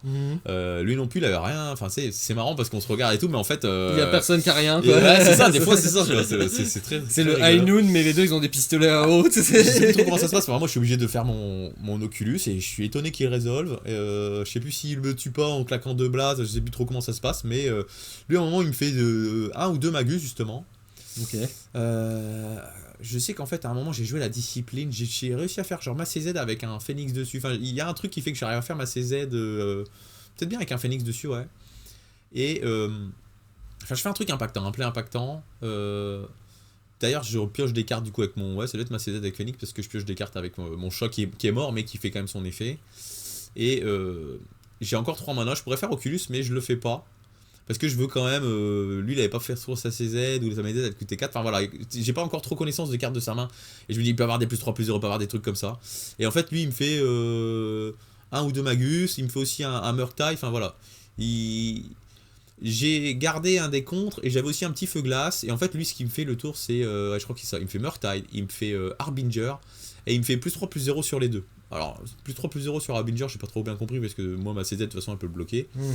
Par contre, sur le gros Murktide, voilà, ça peut être une grosse bête volante qui peut mettre une grosse patate, mais j'ai le feu glace, j'essaie juste de taper le truc.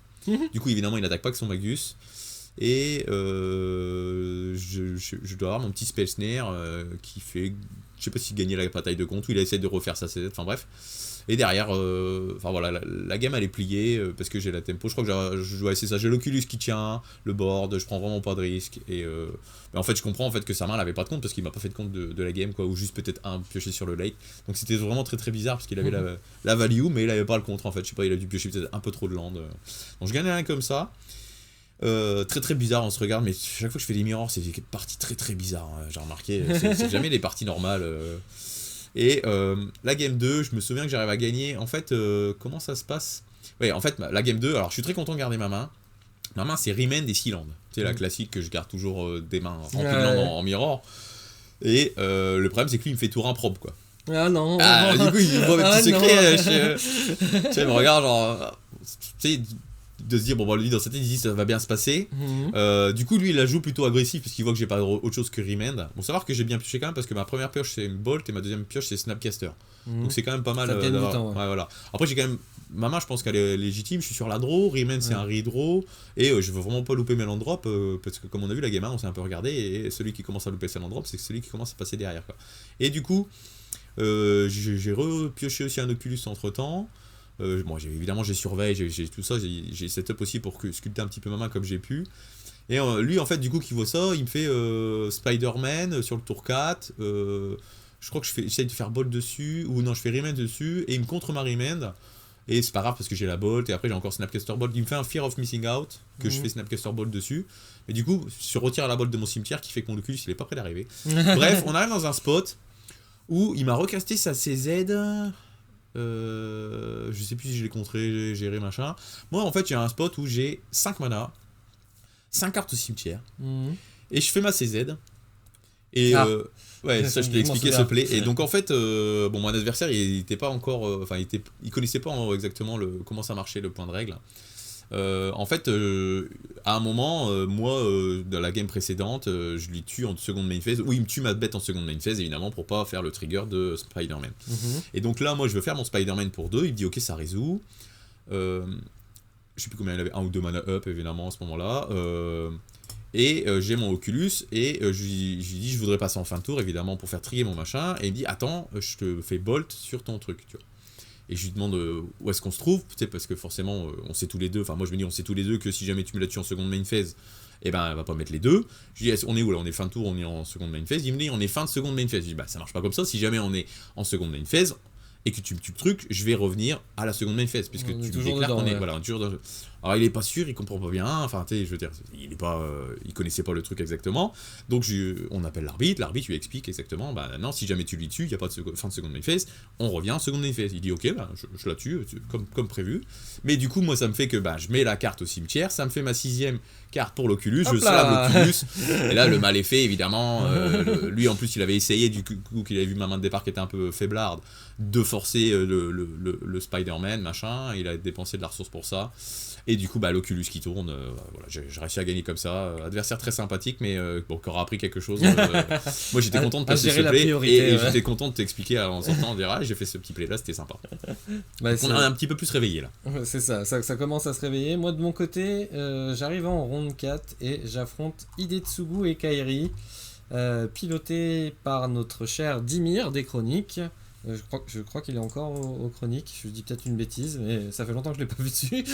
Mais voilà, un aficionados du deck, hein, qui joue quasiment que ça en tournoi. Son blast c'est Dimir. Ouais. Ça s'appelle Dimir et il joue bleu noir. C'est ça, mais c'est Diego de son prénom. Mais, d'accord. Bah on l'embrasse alors. Bah, un arbitre d'ailleurs, donc c'était assez rigolo.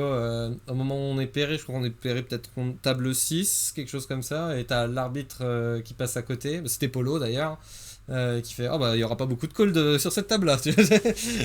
Et c'était assez marrant. Il y aurait pu en avoir un, mais s'il y en a un, c'est qu'il était catastrophique. Ouais. Et voilà, donc on affronte Hidetsugu et Kairi, donc on est sur Cloud, et ce coup-ci j'ai le play, je suis bien content. On a affronté les decks contrôle, ça a l'air d'être ce que sait faire mon deck. J'ai quelques silver bullets pour ça.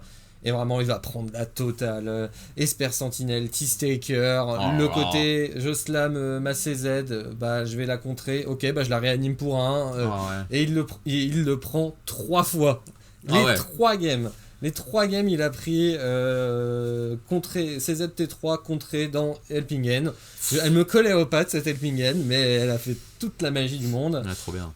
La game 1 c'est vraiment un massacre, il peut rien faire. La game 2 par contre là il m'a pas laissé respirer, il avait toujours compte, removal qu'il faut, compte, CZ, combo, boum, allez rentre chez toi. Là il y avait rien à faire. Et la game 3 elle est un peu plus grindy, où on va monter à beaucoup plus de mana tous les deux. Je vais réussir à assembler un peu de draw quand même de mon côté, et il va être épuisé en ressources et faire pendant son tour en main phase fetch pour aller chercher Sanctuaire Mystique et remettre son Toxic Déluge qui vient de me faire. Et moi j'ai juste un tour à base de je vais slammer 2 bêtes et Guédon. Et là vraiment donc sa prochaine draw, je sais que c'est pas un land, il a pas de land en main, il rate un land drop, 2 land drop, 3 land drop, et moi bam, ça devient carte morte, ça brasse. C'est ça. Et son autre carte en main c'est un Bowmaster, je crois qu'il a pas pu curver. Et vraiment il peut pas le... Encore Guédon quoi. Ouais, je tue là-dessus sur Guédon, et donc me voilà en 4-0, donc on joue direct le win-in pour le J2 à la prochaine ronde. Moi j'ai moins de succès, je perds cette game, c'était si je dis pas de bêtises dans la chronologie des match-up, mais je crois que c'était Kefka, joueur super sympa, qui m'a mis un 2-0 des familles, mon jeu a pas coopéré, la game 1, alors faut savoir, la game 1 je garde avec 2 landes. Ouais. À un moment je trouve un Lorien Reveal, et je ne vois jamais de land de la game naturellement. Je ne vois jamais de land. Je vois Lorien Reveal qui va me chercher une île, ça va d'ailleurs été un surveil land tapé pour essayer de trouver un land, jamais, et je sais plus si je fais des game tricks, enfin je ne vois jamais mon 3ème land. Et en fait, ouais, mon 4ème land, ouais c'est ça. Et en fait, lui, mon adversaire, je me souviens, les 2 games, j'ai pris un 2-0 des familles. Parce qu'en fait, la game 1, je vais résumer, hein, la game 1, j'ai fait un death, et la deuxième, j'ai fait full. Ouais, bah forcément. Voilà, c'est ça, mélange ton jeu. Et en fait, les 2 games, à chaque fois, il m'a surveillé, parce qu'ils ont 3 surveils dans leur jeu. Et les 3 surveils des 2 games, il a tout le temps gardé au-dessus. Ouais. Si bien que genre à la game 2, genre à la game 1, il avait tellement la main bien chargée que j'avais que 1 ou 2 mana, il pouvait slam sa CZ tous les jours. Il l'a pas fait, tu vois, donc moi j'avais une subtilité en main, tu vois, j'avais quand même prévu, tu vois, mais il avait pas eu besoin, je sais plus ce qu'il m'a fait, il m'a fait d'autres menaces, il m'a juste fait sans avoir besoin de sa CZ, mais voilà, j'ai stumble tout seul. Et la game 2, sur le tour 2, je sais plus si je me suis full tap, bref, il me fait un truc qui m'empale, c'est l'enchantement, tu sais, qui dit que toutes les créatures elles ont -1/-1 mais elles coûtent 2 de moins là. Ouais. Et ça c'est horrible. Hein. Son Kefka coûte pas cher. Son Kefka qui peut arriver pour 3 mana, c'est pas la même. Et il me la caste 1 ou 2 fois dans la game. Enfin voilà, le mal est fait. Et en fait, je sais qu'à un moment, par exemple, il me fait un DT. Il avait, je sais plus combien, 5, 6, 7 mana. Il me fait un DT. Et il réfléchit un peu sur le DT. Il m'explique qu'en fait, il réfléchit à aller chercher soit Mystric Village, soit Soothseize. Il décide de prendre Soothseize, il le joue pas tout de suite, justement il avait bien joué, il s'est dit je vais attendre le tour d'après, peut-être pour faire un Soothseize dans Kefka, dans machin. Il fait surveille, et au-dessus c'était le Mystery Village. Il m'a expliqué ça. De toute façon j'ai dit, tous les surveilles, il a tout le temps gardé au-dessus, donc franchement tout se passait bien pour lui, voilà, pas aussi bien pour moi, il maîtrisait très bien son jeu, rien à dire quoi, bien joué à lui, rien à faire quoi. Donc là t'es en 2-2 toi, c'est ça ? 2-2 là, ouais, moi j'ai plus le droit à l'erreur.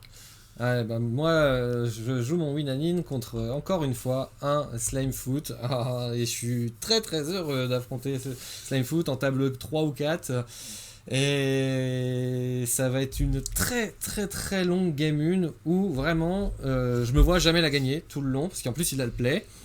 Il m'a fait Dork T1, il m'a fait Slimefoot T2.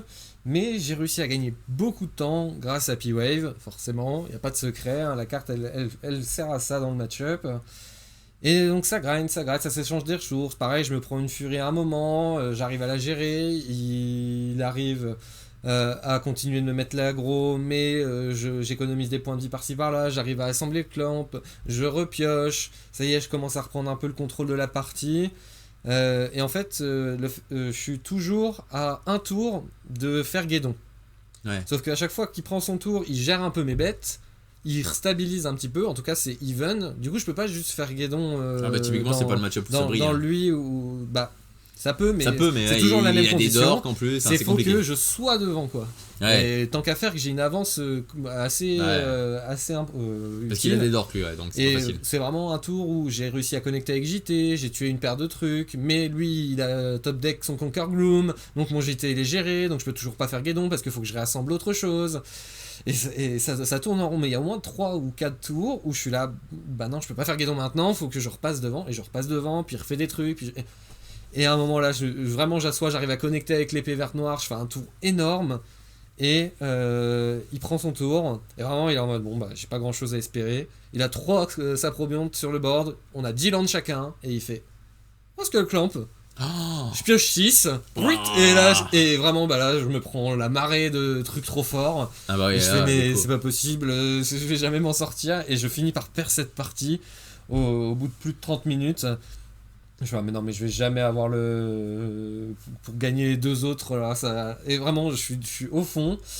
La game 2 par contre c'est lui qui va prendre la salade tomate oignon en mode bah je t'attaque complètement, il fait son dork, je le gère parce que moi j'ai eu T1 tambour donc j'ai pu développer Claude dans gestion, enfin je suis vraiment trop devant, il va vite la concéder. Voyant que je suis trop à l'aise, je commence déjà, en fait je suis déjà et l'agresseur et commençant à faire ma grind game, et donc il joue bien, il sait que ça il pourra pas la gagner quoi. Enfin, il y aura pas de top deck magique qui pourra et battre mes cartes en main et battre ce que j'ai sur le champ de bataille, Et par contre, la game 3, bah là, il va me refaire le rouleau compresseur SNS. En sachant, ah oui, dans la game 1, j'oublie, il m'a fait T2 Goblin Bombardment. Et vraiment, cette game, je suis allé la chercher à base dur, de. hein. Je trouve. Alors, c'était trop triste parce que le tour où je tuto avec ma 1-1 recruteuse, je vais chercher la 2-2 modèle qui casse un artefact quand elle ETB ou c'est un land. Ou elle, c'est un land. Au moment où je la tuto pour la jouer au tour d'après, je pioche marche blanche. C'est maintenant que t'arrives. Mais du coup, ça me permet de gérer. Je vais me servir de la 2-2 pour gérer. Ça te fait une carte blanche quand même. C'est ça pour gérer le machin. Et c'est vraiment comme ça que je récupère cette gardien. Je l'avais perdu quand même. Et la game 3, je me prends le rouleau compresseur. Moi, ça commence à capoter. Et je me fais exterminer. Il a le Dortorin, lui. Il a eu 3 fois le Dorté. Donc, de toute façon, les bons slime foot, ils ont le Dorté. C'est comme les bons et les mauvais chasseurs. C'est vraiment, il n'y a pas photo. De toute façon, c'est ça, hein, le jeu est tellement fort quand il y a Dortorin, c'est ça. Hein. Mais, j'oublie, je vois ça dans mes notes, mais dans la game, dans la ronde 4 contre Hidetsugu, parce que faut passer le big up à ceux qui le font, quand on est dans les tours additionnels post-guédon, en fait, il me faut 2 phases d'attaque pour tuer, et on rentre dans les tours additionnels, 2 ou 3 phases d'attaque pour tuer. Et je crois qu'on s'est pas embêté à compter les tours et il me l'a concédé parce qu'il y avait un monde où peut-être je le tuais pas mathématiquement, mais il allait pas s'en remettre, tu vois. Ouais. En gros, de toute façon, à un tour près, t'aurais gagné, quoi. C'est ça. C'est ça. Et du coup, très gentil de sa part. Mais Sympa. Je me souviens même plus exactement si on était là, mais je me souviens qu'il me la concède pour gagner du temps. Puis comme ça, on pouvait aller prendre vite fait une petite pause. Donc toi, t'es pas jour 2 là. Et là, non, je suis en 4-1 après avoir perdu contre le Slime Foot. Il me reste 2 rondes pour m'en sortir. Et de ton côté? Alors moi, je tape un Tassigur. Tassigur, c'est vrai que c'est pas un match-up facile. Hein. La 4-5. Alors quel Tassigur? C'était version contrôle. Ouais, version contrôle. La game 1 elle est assez disputée et je me défends pas mal. Je sais plus si je fais un Magus. En fait, je me souviens qu'on arrive dans un spot. Lui, au début, il me fait une frog, c'est pénible. J'avais fait un Snapcaster sur je sais plus quoi. J'ai un Snapcaster en jeu en tout cas. Et lui, il a une frog, c'est chiant. Ouais. Je trash block un moment en me disant il va perdre une carte de sa main sur la frog. Et moi, en plus, j'avais le Otawara. Donc à un moment j'avais prévu de bouncer, j'avais counterspell up derrière pour pouvoir s'il le recaster. Donc évidemment je trash block, lui il a défaussé d'une carte, après il a attaqué, j'ai pris 1, il a gagné, il a pioché une carte. Fin de son tour Otawara sur la frog, comme ça je pouvais avoir contre-sort up. Et lui je sais plus s'il m'avait pas fait une discard ou un pick ou un truc comme ça, il connaissait, il avait connaissance de ma main. De la séquence.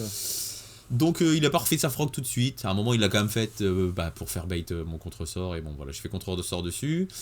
Lui, on arrive à un setup, on est tous les deux à 6-7 mana, forcément, c'est un peu du contrôle tempo. Et lui, je crois qu'il a un Tassigur en jeu, moi j'ai peut-être ma CZ, mais évidemment, je peux pas attaquer comme je veux. Ou peut-être que j'ai plus ma CZ, je me souviens plus, mais en tout cas, il a lui été chercher ses 2 swamps. D'accord, son swamp et son snow-covered swamp. Et je suis content, je trouve un Magus bleu. Donc du coup, c'est le bleu ou c'est le rouge? Le rouge serait mieux. C'est peut-être le rouge. Non, je crois que c'est le bleu quand même. C'est le bleu, ouais. Mais bon, voilà, moi je le coupe de son vert. Il peut pas faire n'importe quoi en termes de petits. Il y a juste ces 2 swamps machin. Et donc en réponse à ça, il me fait un Cling to Dusk qui trouve un Brain Surge qui laisse résoudre le machin. Ouais, qui me trouve un Tented Pact. Et son Tented Pact, il va aller chercher la vrasse toxique, ouais. Je sais plus si c'est un Tented Pact ou si c'est un DT qui va chercher toxique. Enfin voilà, on était tous les deux un peu even, genre il nous restait 1 ou 2 cartes en main chacun, mais il m'a fait ce séquencement-là, qui évidemment m'a mis derrière. Moi j'avais un petit board, je sais plus, je devais avoir une clique. Ouais, c'est ça, je me souviens, je me sentais bien la game 1 parce que j'avais un Misread Village. J'avais fait une clique, donc voilà, il pouvait pas contrer mes spells lui. Donc j'avais peut-être ma CZ, une clique et ce Magus fraîchement pioché que j'avais rendu incontrable évidemment. Et c'est ça en fait, il pouvait peut-être avoir des comptes, mais de toute façon tous mes spells étaient incontrables. Après je me dis de toute façon si jamais on a que des îles, c'était peut-être quand même le Magus rouge. Mais bref, si on avait que des îles ou que des montagnes, on s'en fout que ce soit incontrable si tu peux pas jouer comme tu veux. Et évidemment derrière donc il trouve ce toxique, il m'arrache tout mon board parce que c'est que des petites bêtes. Lui il garde sa CZ dans l'histoire, je me souviens il m'avait attaqué pour 1 je crois. Donc voilà, mais voilà, le mal est fait, voilà, lui il a des ressources pas moi, parce qu'il a fait son brainstorm sur machin, il a maintenant les contres on s'en fout parce que j'ai récupéré mon misric, mais je suis à poil. Bon bref, je meurs lamentablement, je scoop assez rapidement cette game. Et la game 2 va durer assez longtemps. En fait, je me sens derrière toute la game aussi, tu vois. Comment ça se passe en fait je sais qu'en fait lui, j'ai vu sa main, il a l'arpenteur bleu. Il fait Tassigur, mais il a aussi le Tented Pact, mais il décide de pas faire la combo, ce qui me fait mes affaires. En fait, moi, je fais une grosse foule à la 2, et je suis content d'avoir le land qui loot là, Agna machin, le land bleu. Et j'arrête pas de looter, et en fait à un moment je sais que lui, en fait ce qui s'est passé c'est que je sais qu'il a l'arpenteur bleu, et je sais qu'il m'a fait le tuteur en suspension. Donc je sais qu'il a été chercher Tented Pact avec ce truc là, qu'à un moment il peut me tuer quoi. Et moi j'ai rien du tout, je loot land dans land, enfin je pioche land dans loot land, enfin tu vois. Et du coup à un moment je repioche land, j'ai 2 land en main, j'ai genre 8 mana, et je dis go, tu vois, je me dis là ça va être le tour où Sand qui va vouloir partir, mais il va pas oser partir, parce que si jamais je reloot encore, à chaque fois j'essaie de m'arranger pour looter fin de tour, ou des fois je lootais un peu mon tour, mais tu sais je montrais pas trop de la faiblesse, mais là si je recommence à looter par mon tour, il va voir la comprendre. Donc là si je reste, il va se dire là il a 2 cartes bien en main, tu vois, je reste avec 8 mana, c'était 2 lands. Et je me dis Poker Face, j'espère qu'il va pas partir quoi. S'il part, bah GG à toi gros, mais qu'est-ce que tu veux. Et du coup, tu vois, bah il tourne aussi un peu autour de mes cartes. Lui, il a juste un Tassigur. Moi j'ai ma CZ, il a juste un Tassigur, tu vois. Il est pas pressé non plus, il est pas sous pression, il a gagné la 1, tu vois. Donc je comprends aussi, tu vois. Et puis il peut faire pour 4 mana fin de tour, je repioche des cartes. Ouais, voilà, non mais c'est ça. Il est pas pressé non plus, tu vois, il est pas sous pression. Bon, il a un peu bas PV. J'ai dû recasser une fois ou deux ma CZ qui mettait des points fin de tour. J'ai peut-être une petite volante ou une petite petit truc qui met des petits points. Peut-être j'ai une petite clique ou un petit truc qui met des petits points mais pas violent. Non, peut-être pas, je sais plus. Enfin bref, en tout cas, il est bas PV, genre il est à 6 ou à 8. Et j'ai la bonne idée à un moment, du coup, de piocher mon petit gobelin. Et aussi, donc, dans mes loots, donc je loot land dans land, je reloot machin. Et je trouve aussi un Brazen Borrower. Ah, ouais, c'est ça qui s'est passé. En fait, donc il bouge pas, du coup, je trouve un Brazen, hop, je loot machin, enfin, je sais plus, à toi. Du coup, qui fait rien, je me dis, vas-y, Brazen, il faut que j'essaye de finir cette game. Je fais Brazen sur ta figure. J'ai mon petit gobelin de 2, plus machin, enfin, tu vois, j'essaie de mettre des points, quoi. Et du coup ça descend genre à 3 PV ou 1 PV, enfin tu vois, sachant que j'ai mon petit gobelin en jeu machin. Et comment ça se passe cette game, je sais plus trop, mais j'arrive à la gagner en fait, parce qu'il est trop bas PV, il peut pas faire assez, ou j'ai dû piocher une remand enfin sur son, tu vois, j'ai enfin un moyen d'interagir avec la combo. J'ai décidé de pas attendre, parce que j'aurais pu attendre de me dire vas-y lui il va faire sa combo. Et je vais pouvoir bouncer Brazen l'arpenteur, mais en vrai, vu comment il joue, lui il attend d'avoir une discard ou la main bien sculptée à avoir un contre et ça marchera pas en fait. Donc mon plan c'est plutôt d'essayer de l'agresser. Et ce petit gobelin qui était vachement clutch du coup parce que le bounce il était incontrable, la phase d'attaque machin, enfin je sais plus comment ça s'est passé mais il a pris les points, il est vachement descendu en PV, il dit bah non, celle-ci tu l'as. Enfin voilà, il essaye de partir au dernier moment quand il voit qu'il est trop bas PV et là j'avais chopé une remand ou un petit contre et ça suffit et du coup je gagne la 2 mais il reste pas assez de temps pour faire la 3. Du coup on est emmerdé, on se regarde, on fait bah là le draw ça nous flingue tous les deux. Du coup on est tous les deux, on connaît le truc, je lui dis écoute je vais pas te laisser la priorité, je vais poser la question en premier, est-ce que tu veux pas me la concéder tu vois. Et lui il a été subtil, il me dit bah du coup moi je mets la question dans la pile tu vois.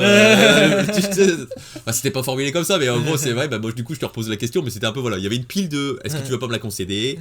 Et donc du coup bon bah de toute façon c'était un adversaire super sympa et j'avais pas d'intérêt voilà, et en plus je jouais pas très bien depuis le début donc j'aurais sans doute fait des conneries derrière. Du coup j'ai décidé de lui concéder.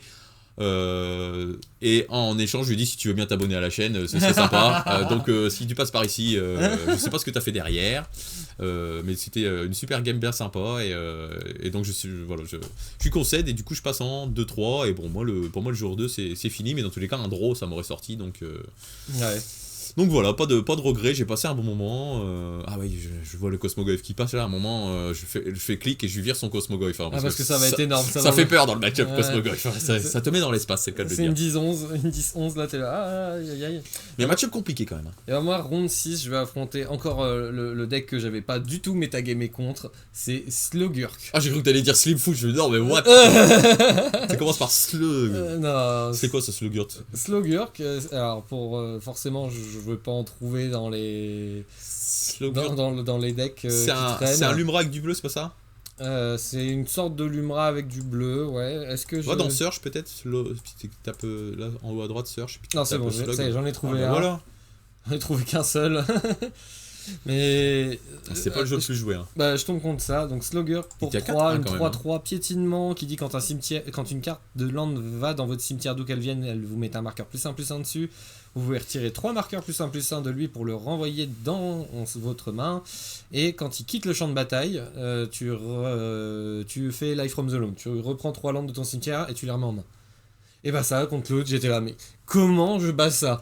Déjà, les guédons, pas dingue. Je peux pas la out value, parce qu'il en aura aussi tout le temps, etc. Donc forcément, c'est un deck land, je vais avoir du mal à me battre contre ça. Et je suis là, mais non, mais qu'est-ce que c'est que cet enfer? La game 1, il m'a défoncé, j'ai rien pu faire. C'est quoi son jeu en fait? C'est un jeu un peu Lumra du coup? Bah, c'est un deck. Non, même pas, c'est un deck lands avec. Bah, lui, il avait des contres, il jouait beaucoup de contres. D'accord, version. Ouais, non, c'est un peu la liste qu'on voit là. C'est dans. Il y a un shell un peu. Je joue avec mes lands et un shell un peu contrôlé. Ouais, parce que je joue du bleu et puis ma CZ a fait de la value, puis elle tue ma CZ au pire. Hein, c'est trample. Hein. C'est ça. Sympa, et bon, là, c'était une liste qui joue à Nadu, je pense, avec je vois Shuko, mais bon. Et vraiment, la game 1, je me fais exploser, je me prends bosser de jour récursif, hein, tu sais, donc je peux rien assembler. Ah bah oui, forcément. Mais comment j'ai gagné ça? Par contre, la game 2, Magistrat de Dranit, il a fait grande magie. Ouais, c'est ça. Faut pas ton Slogger, il viendra jamais. Ah, parce qu'en plus, il joue bleu, alors les bêtes, il les tue pas bien. Bah, il l'a jamais géré, et du coup, il arrive à lock la game avec un glacial, mais lui, il a plus de cartes en main, et moi, je le regarde, bah, je fais go, puis 2, 4, 6, bon, bah, je suis mort, voilà, je peux plus maintenir le glacial. Il est trop sous pression, ouais. Parce s'il a pas la CZ dans l'équation, il peut pas le rejouer son glacial. Il a pas de quoi le faire efficacement. Même pas du tout. Et la game 3, elle dure, on grind, pareil, j'ai redranit. Donc il me fait toujours le même taf dans mode t'as pas de CZ. T'es content de l'avoir rentré à la fin. Ah bah là, il m'a fait grosse magie, hein. J'étais trop content de l'avoir. C'est ça, c'est pour les jeux trop basés sur la CZ, hein. C'est le seul moyen. Exactement, et surtout de ce genre de deck. Ouais. Et pareil, bah je lui mets des dégâts, puis il lock pareil la partie avec glacial, sauf que cette fois, il a pioché naturellement Dark Death et scène de théâtre. Et on arrive à la fin du dernier tour. Moi j'ai l'étal on board. S'il enlève son glacial, il fait bah là, il est sur le dernier tour, je sacrifie mon glacial. Et à la fin de ton tour, je fais Marit Ledge. Est-ce que tu as gestion à Marit Ledge? Si ta gestion, je te la concède. Et si tu l'as pas, est-ce que tu me la concèdes? Je lui fais bah ok. En même temps, je vois ma main. Hein. Ça a l'air faire. Donc le marché et il fait bah je fais Marit Ledge, je fais bah solitude. Et alors t'es gagne pas quand même. Bah c'est ça. Il fait bon bah écoute bien joué, ça sert à rien qu'on fasse draw machin. Je fais bah sympa, franchement cool. Écoute, en fait j'étais pris au dépourvu puisque j'étais ok. Bah, c'est très 20 PV, c'était sûr de le tuer quoi. Mais ouais, je me dis dans ma tête je suis là, mais il gagne 20 points de vie. En fait il est pas létal du coup, mais bon. Il espère pas grand chose sur cette partie derrière. Ouais, très, très sympa de sa part, pas obligé. C'est ça, et donc il me la concède, et me v'là in pour le jour 2. Donc c'est 5-1 là, je suis en 5-1, c'est ça. Il reste une ronde derrière, ok, bah cool. Donc bon, on sait que je suis out, je tape un Malcolm bleu, mono bleu. Je me souviens il s'appelait Stéphane Rioux, s'il passe par ici on l'embrasse, j'ai passé un super moment, on a bien rigolé, il m'a bien fait marrer ce mec, un mec du Nord. Du côté d'Arras, je crois, si je dis pas de bêtises. Donc il jouait Malcolm mono bleu. La game 1, je me souviens, en fait je l'embête avec des petits trucs flash, des petits trucs, ça l'emmerdait. À un moment je fais un petit chat et qu'il est obligé de contrer. Ouais c'est ça, je me souviens. Donc on arrive sur son tour 5, évidemment c'est un peu regardé au début, où il a dû faire sa CZ, j'ai dû la contrer. Parce que je veux pas qu'il loot ses cartes un peu nazes, ou des spike effects et tout, donc j'essaye vraiment de check la CZ au maximum. Parce que ça lui permet de sculpter sa main, c'est vraiment la force de son jeu, hein, ça joue tout en instant et puis ça loot un peu les cartes un peu nulles à un moment dans le match-up, bref. Et on arrive sur le tour 5 et donc à la fin de son tour 5, moi je fais mon petit chat et lui il me fait je crois qu'il m'avait déjà fait remand dessus, je crois, ouais c'est ça le tour précédent, donc là il me fait Spelljack quelque chose, je sais plus c'est quoi, c'est une 3-3 vol flash pour 5. Okay. Ça dit quand ça arrive en jeu, tu exiles un sort, enfin tu contres un sort et ça l'exile à la place de le mettre dans le cimetière. Et après, elle dit cette carte, quand il attaque, il peut. La carte qu'il avait contrée, il peut la jouer jusqu'à la fin du tour, depuis l'exil. Okay. En fait, c'est ça que ça dit. Donc, c'est relou parce que forcément, si jamais il me joue mon chat à ma place et qu'il pioche des cartes et tout, enfin voilà, pas cool quoi, tu vois. Ouais. Donc, je suis pas content qu'il me fasse ça, mais bon, moi je peux rien faire d'autre, je suis full tap. Mais du coup, c'est pas grave, moi dans mon tour, en fait, j'ai ma CZ, je me dis c'est pas grave, je vais quand même avoir un bon tour après parce qu'il s'est full tap quand même sur ses 5 mana. Donc je crains plus grand chose, tu vois, à part voilà, Days et puis Force of Negation, c'est surtout ces deux cartes-là que je pense. Du coup, je me dis, vas-y, je vais faire ma CZ, j'avais le +3/+0, le Wild quelque chose là, et j'avais aussi le Shroud. Et au niveau des manas, je veux vraiment tourner autour des Spike Effect, du coup, je décide de faire juste le +2/+0 en me disant, de toute façon, ça suffit, même si je fais pas le +3/+0, mais enfin non, pas le +2/+0, le Clout of Dominus. Ouais. Donc de toute façon, ça met une 4-5, ça met 12, enfin même s'il veut trash block, de toute façon, dans tous les cas, je lui tue sa bête, et il aura pas mon chat, et puis bah voilà, j'ai une bête ingérable pour lui, quoi, c'est Shroud. Et là, ouais, c'est ça, je me souviens, donc en fait, j'ai 5 mana, ouais. Donc ça devait être à la fin de son tour 4 que j'ai dû faire mon truc, ouais, ça, donc lui a dû commencer à gagner le toss, et donc moi sur mon tour 5, je fais CZ dans Clout of Dominus, il me reste que 2 mana, et lui, il me fait Misdirection sur mon Clout, tu vois. Et là, je me dis, c'est dramatique, tu vois, il va faire son truc Shroud, il va être Shroud, tu vois, il va y avoir une 4-4 vol Shroud que je vais jamais gérer, et là, il va avoir mon choix, enfin, c'est dramatique, tu vois. Donc je demande à l'arbitre exactement comment ça fonctionne, avant de prendre la décision, parce que moi j'ai en fait j'ai quoi, j'ai pas un Spike Effect, non, mais j'ai peut-être que j'ai un Spike Effect en fait, mais ce play là me paraît meilleur, je sais plus, mais en tout cas j'ai un Brazen Borrower. Et donc en fait je prends la ligne de plutôt que de faire mon Spike Effect, je crois que c'est ça l'idée, hein, je sais plus, de Boons ton truc, de Boons, non, de Boons parce que Brazen Borrower c'est que adversaire, et de Boons à 3/3 vol. Ok.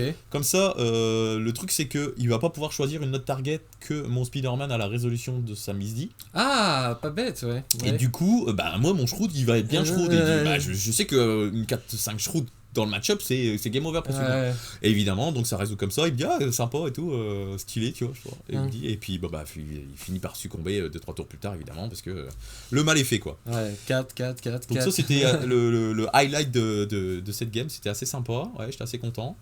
Mais bon voilà, Misdi, une carte qu'on rencontre pas tous les jours, donc je veux qu'il m'explique exactement comment ça fonctionnait, voir si mon Borrower, est-ce que si je fais ça, je vais perdre mon enchantement ou pas, bah, enfin, mais non, t'as pas laissé résoudre Misdi au moment. C'est ça, tant que j'ai pas laissé résoudre Misdi, c'est ça, ouais. C'est au moment de la résolution où il va choisir la target en fait. C'est ça, et puis s'il y en a qu'une, il doit choisir celle qu'il y a, point, c'est tout quoi. C'est ça. Donc voilà, et là game 2, je sais que mon adversaire est pas très content de lui parce qu'il me dit qu'il est pas très focus.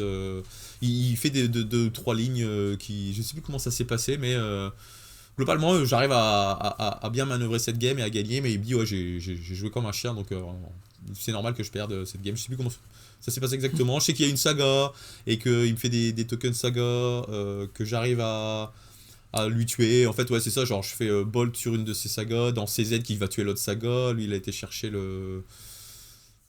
l'équipement qui fait +1/+1 lien de vie.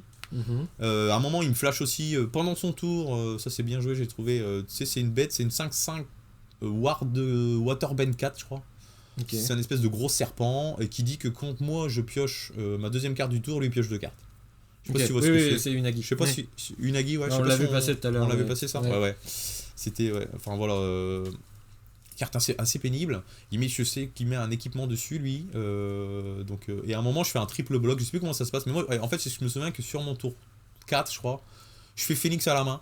En me disant bah il le contre, c'est pas grave, ça va être au cimetière, mais je sais plus comment ça se passe. Oui c'est ça, parce qu'en fait c'était le tour où il avait la saga active. Et donc je me dis si tu veux contrer mon Phoenix, ou c'était peut-être le tour d'avant ou tour 3, je sais plus, mais en tout cas je me suis arrangé pour que si jamais il veut faire des tokens de sa saga, moi je vais faire un play impactant sur ce tour-ci, donc s'il veut interagir avec mon play impactant il pourra pas faire des sagas. Je sais plus comment ça s'est passé, il a fait des sagas. Bon bref. Des constructs, ouais. Ouais, des constructs avec la saga. Bon, bref, dans les tours plus tard, je sais qu'à un moment il a sa 6-6 et je triple bloc avec ma CZ, une ou deux bêtes, je sais plus comment ça se passe.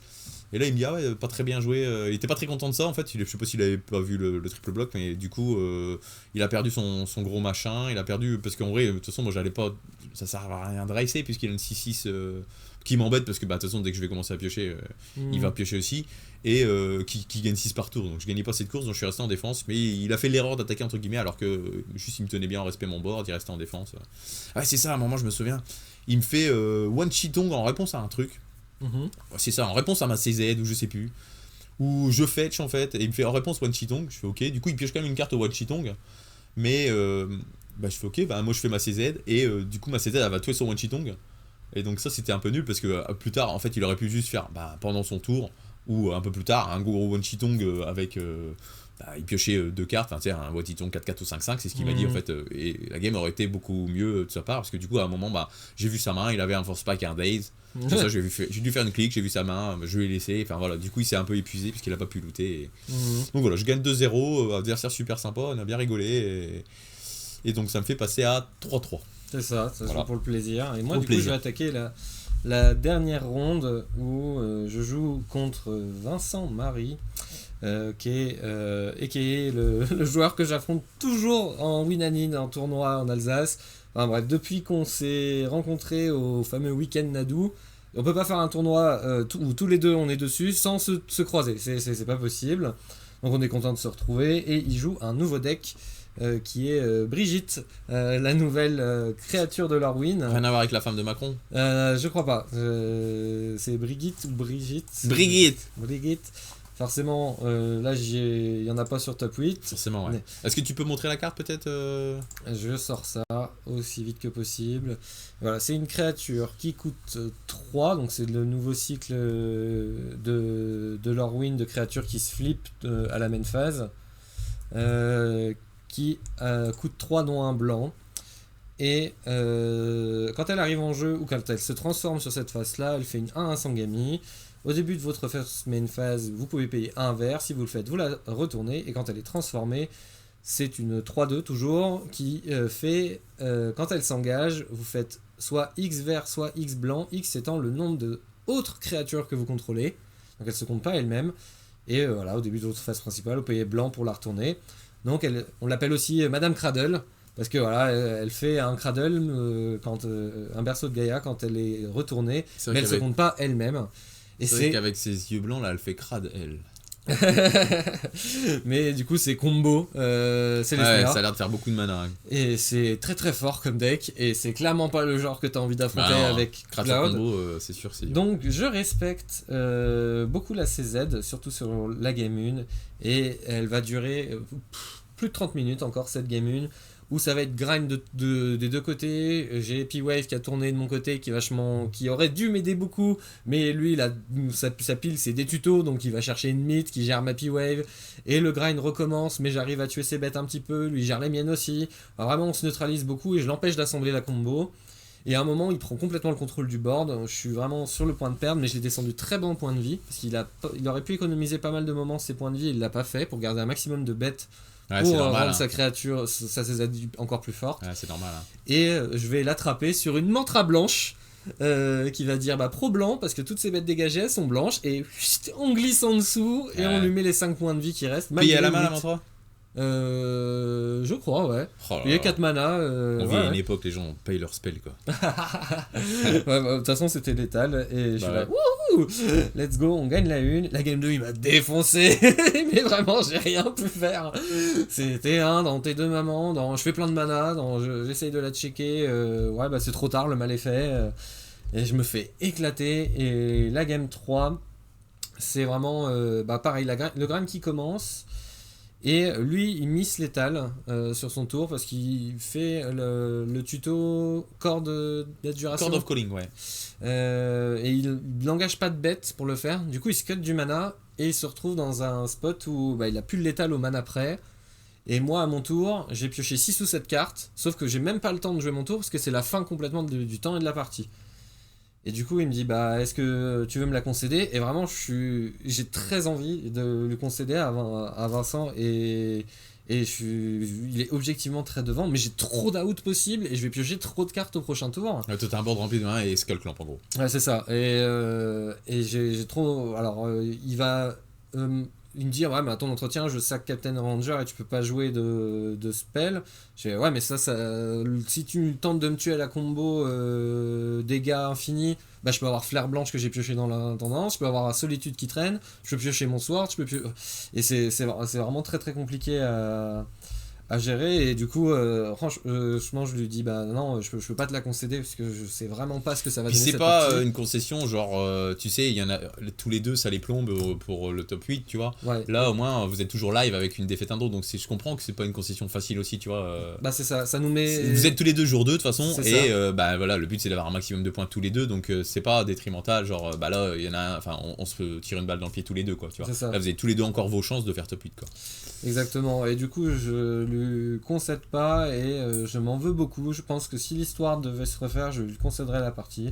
Parce que clairement... Et bah, si tu passes par ici, tu lui glisseras dans l'oreille la prochaine fois, hein, si Bah, vous retapez, parce que vous vous tapez à chaque fois. Je me souviens, je l'avais c'est ça. tapé Aurélie, ce mec-là. Mais ouais, c'est lui qui avait pris la séquence dont j'ai déjà parlé plusieurs fois sur la chaîne, de ce Veil of Summer, un contrat sur Mystery.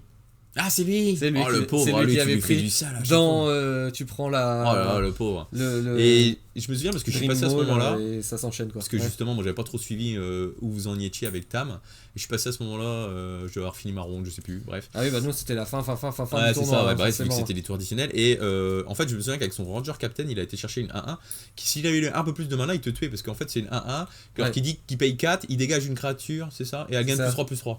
Ouais, du coup ça combo. Et en fait, avec Brigitte, c'est ça, ouais, c'est que ça fait, vu que Brigitte a fait mana infini, il fait toutes ses bêtes +3/+3 à l'infini. à l'infini, et puis bah, du coup, ça faisait un board létal, quoi. Ouais, c'est ça. Donc c'est vrai, ça s'est joué à pas grand chose. Mais bon, voilà, c'est tout. Et bon, du coup, Du coup, je une garde défaite en Andro. gros au jour 1, c'est quand même pas mal, 5-1-1, C'est solide. ça. Et lui, du coup, il est aussi en 5-1-1. Et on est très très bien avancé pour le jour 2. Et du coup, toi, ta dernière ronde. Alors moi, je tape, c'est Cécile, qu'est-ce que ça s'appelle? Tu sais, c'est la CZ noir d'un côté, blanc de l'autre. Tu sais, c'est une 2-3 Death Touch. Mhm. Quand elle inflige des blessures. Ah oui, ouais, c'est ça, ok. C'est ça? Ouais. C'est un truc en FF7, ça? Tu perds autant de points de vie. Quand elle inflige des blessures, tu perds autant, ouais, c'est ça? Si t'arrives à la moitié de tes points de vie de départ, elle se retourne en 4-4 lien de vie qui dit quand elle attaque, tes autres créatures sont indestructibles. C'est ça, ouais, c'est ça. C'est une espèce La de vigilance Death aussi, Shadow, quand, il s'inflige un peu des points tout seul. Donc elle, en fait, elle arrive, je suis sur le draw, elle arrive sur le tour 1, je décide de le ralentir un peu en faisant subtilité dessus. Et lui, il me la remet au-dessus, du coup. Ok. Je gagne un peu de temps, je sais pas s'il me la rejoue pas, je la tue, enfin bref. Je check un peu tout bien le début de la game, et lui il reste bloqué à 3 mana, mais genre toute la game. Mhm. Mais il propose tout le temps enfin il peut pratiquement tout le temps tout caster, je crois qu'à un moment il y a aussi un petit Guide of Souls qui traîne. Moi je sais qu'à un moment j'ai aussi une saga, moi je suis monté à 5 ou 6 mana, lui il reste toujours bloqué à 3. Il a vu ma main, il a fait une saisie, ouais c'est ça, en fait je me souviens, sur le tour 3, il a cette fameuse 3-3. Mhm. Tu sais, c'est une 3-3 qui se retourne jour-nuit là. Quand Ok. elle arrive en jeu, tu peux exiler une carte d'un cimetière, et si c'est une créature, tu draines le mec de 1. Ouais. Et après, quand elle est flippée, donc c'est une 3-3 pour C'est 3, 2 par 2. Ouais. Ward, faut défausser d'une carte. Et quand elle est retournée, c'est une 4-4 qui le fait 2 fois la capa, quoi. Ouais. Elle retire 2 cartes et ça draine de 2, quoi. D'ailleurs, je crois qu'elle peut retirer de cimetières différents, enfin bref. Et quand, à l'ETB d'ailleurs, il me le fait pas, il me vire pas de carte de mon cimetière. Bon, Oublié. après, peut-être qu'il croyait que c'était que à l'attaque parce qu'après il a plus jamais oublié. Ouais, Après, ronde 7, peut-être hein. dernière ronde, peut-être la fatigue, Ronde. je sais pas. Moi, je pense que c'est plus qu'il pensait que c'était uniquement à l'attaque, quoi. Bon, bref, je ne m'en plains pas. Mais du coup, tu sais, alors, je sais qu'à un moment, j'ai un mana, je peux faire bot dessus, mais je dis de pas le faire. Et je prends une saisie. Et dans ma saisie, il y a aussi un one chiton, il y a aussi. Enfin, voilà, il y a des cartes. Je fais pas la bolt parce que je me dis, bah c'est chiant parce que si je fais bolt en réponse, bah je repère une autre carte, plus la saisie, enfin tu vois, ça va être relou. J'ai aussi un one chiton, et je sais plus si j'ai une faible ou autre chose. Bref, il décide de me retirer la bolt. Ce qui fait plutôt mes affaires. Alors, ok, c'est chiant, je suis sous pression, il a 3-3 et tout, mais en fait, moi j'avais la grouilletière aussi. Mhm. J'avais aussi ma CZ, donc je me dis de toute façon, son board, je vais pas trop mal le gérer. Tout ce qui est sur le sol, ça devrait bien se passer, puisque moi j'ai ma CZ qui va pouvoir régénérer, quoi. D'ailleurs, ça a fini par arriver parce qu'à un moment, il avait complètement oublié ma grouilletière. Alors après, elle est jappe, hein, mais je lui avais expliqué ce qu'elle faisait exactement. Il a juste oublié, voilà, dans la game, quoi. Donc je finis par trade. Je trade pas du tout, juste je trade mon activation de ce grouilletière. En fait, la première fois, il attaque avec sa 3-3, je bloque avec ma 2-3, je vais activer grouilletière, il fait cut down. Ok, donc là après il me re-attaque, bah je me dis vas-y, j'aurais dû refaire ma CZ pour 4 mana, en tout flinguant un truc au l'histoire. Bah après de toute façon lui c'est un deck blanc-noir petite créature, donc pour mon jeu c'est quand même cool. Ouais. Et bah là je sais pas, il avait zappé, il me dit ah ouais c'est vrai j'avais oublié ça, donc je gagne le duel, je suis très content. Bon bref, à un moment en fait il a un Cloud, il a aussi, je sais pas s'il a été chercher un pince-crâne, ou il a un pince-crâne en main, ou il a un pince-crâne en jeu. Ouais c'est ça, il a aussi une Construct. Et il a avec son cloud, il a été chercher l'équipement qui dit +1, +0, célérité, shroud. Et bon, en fait, il sait aussi que, avec la saisie, que j'ai un giant, tu sais, qui met 2. Et en fait, mon giant, je l'utilise jamais. En fait, je pourrais déjà le faire avant sur son cloud, mais j'attends comme il a pas beaucoup de mana, qu'il a que 3 mana, j'attends qu'il décide de passer un truc tu vois, pour activer vu que moi j'ai 6 mana, j'ai rien de spécial d'autre à faire de mes mana.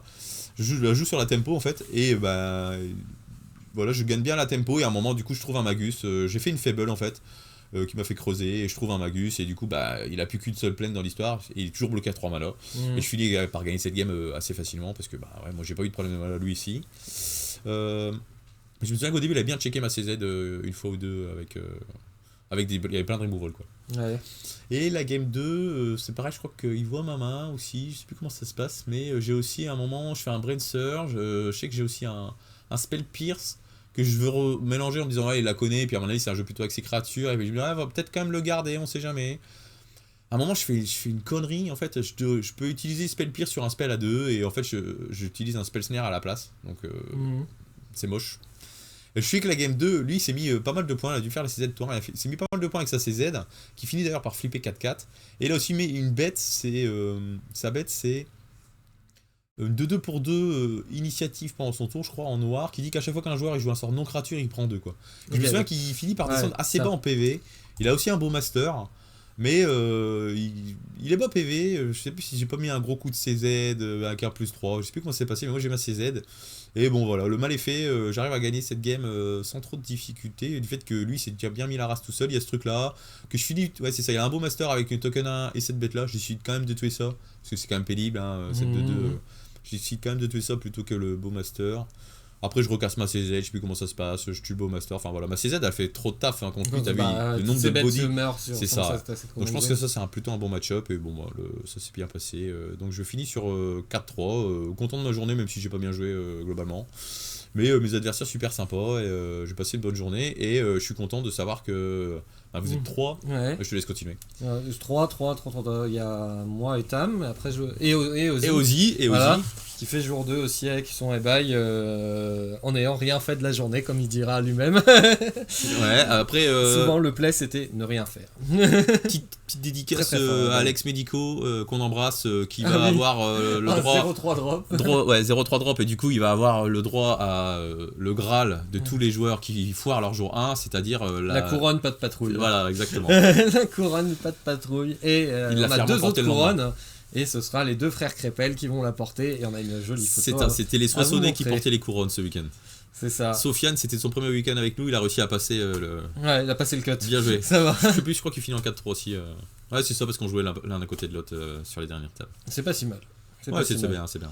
Et du coup, on aura un jour 2 à vous raconter très bientôt dans une prochaine vidéo. Merci beaucoup d'avoir suivi cette première partie, ce jour 1. Ça va, une petite vidéo par rapport à notre habitude. Et donc, n'hésitez pas à vous abonner à la chaîne de la guilde si c'est pas déjà fait. Un petit like, un commentaire, on y répondra avec plaisir. Sur ce, à très bientôt, et puis bonne soirée. Salut.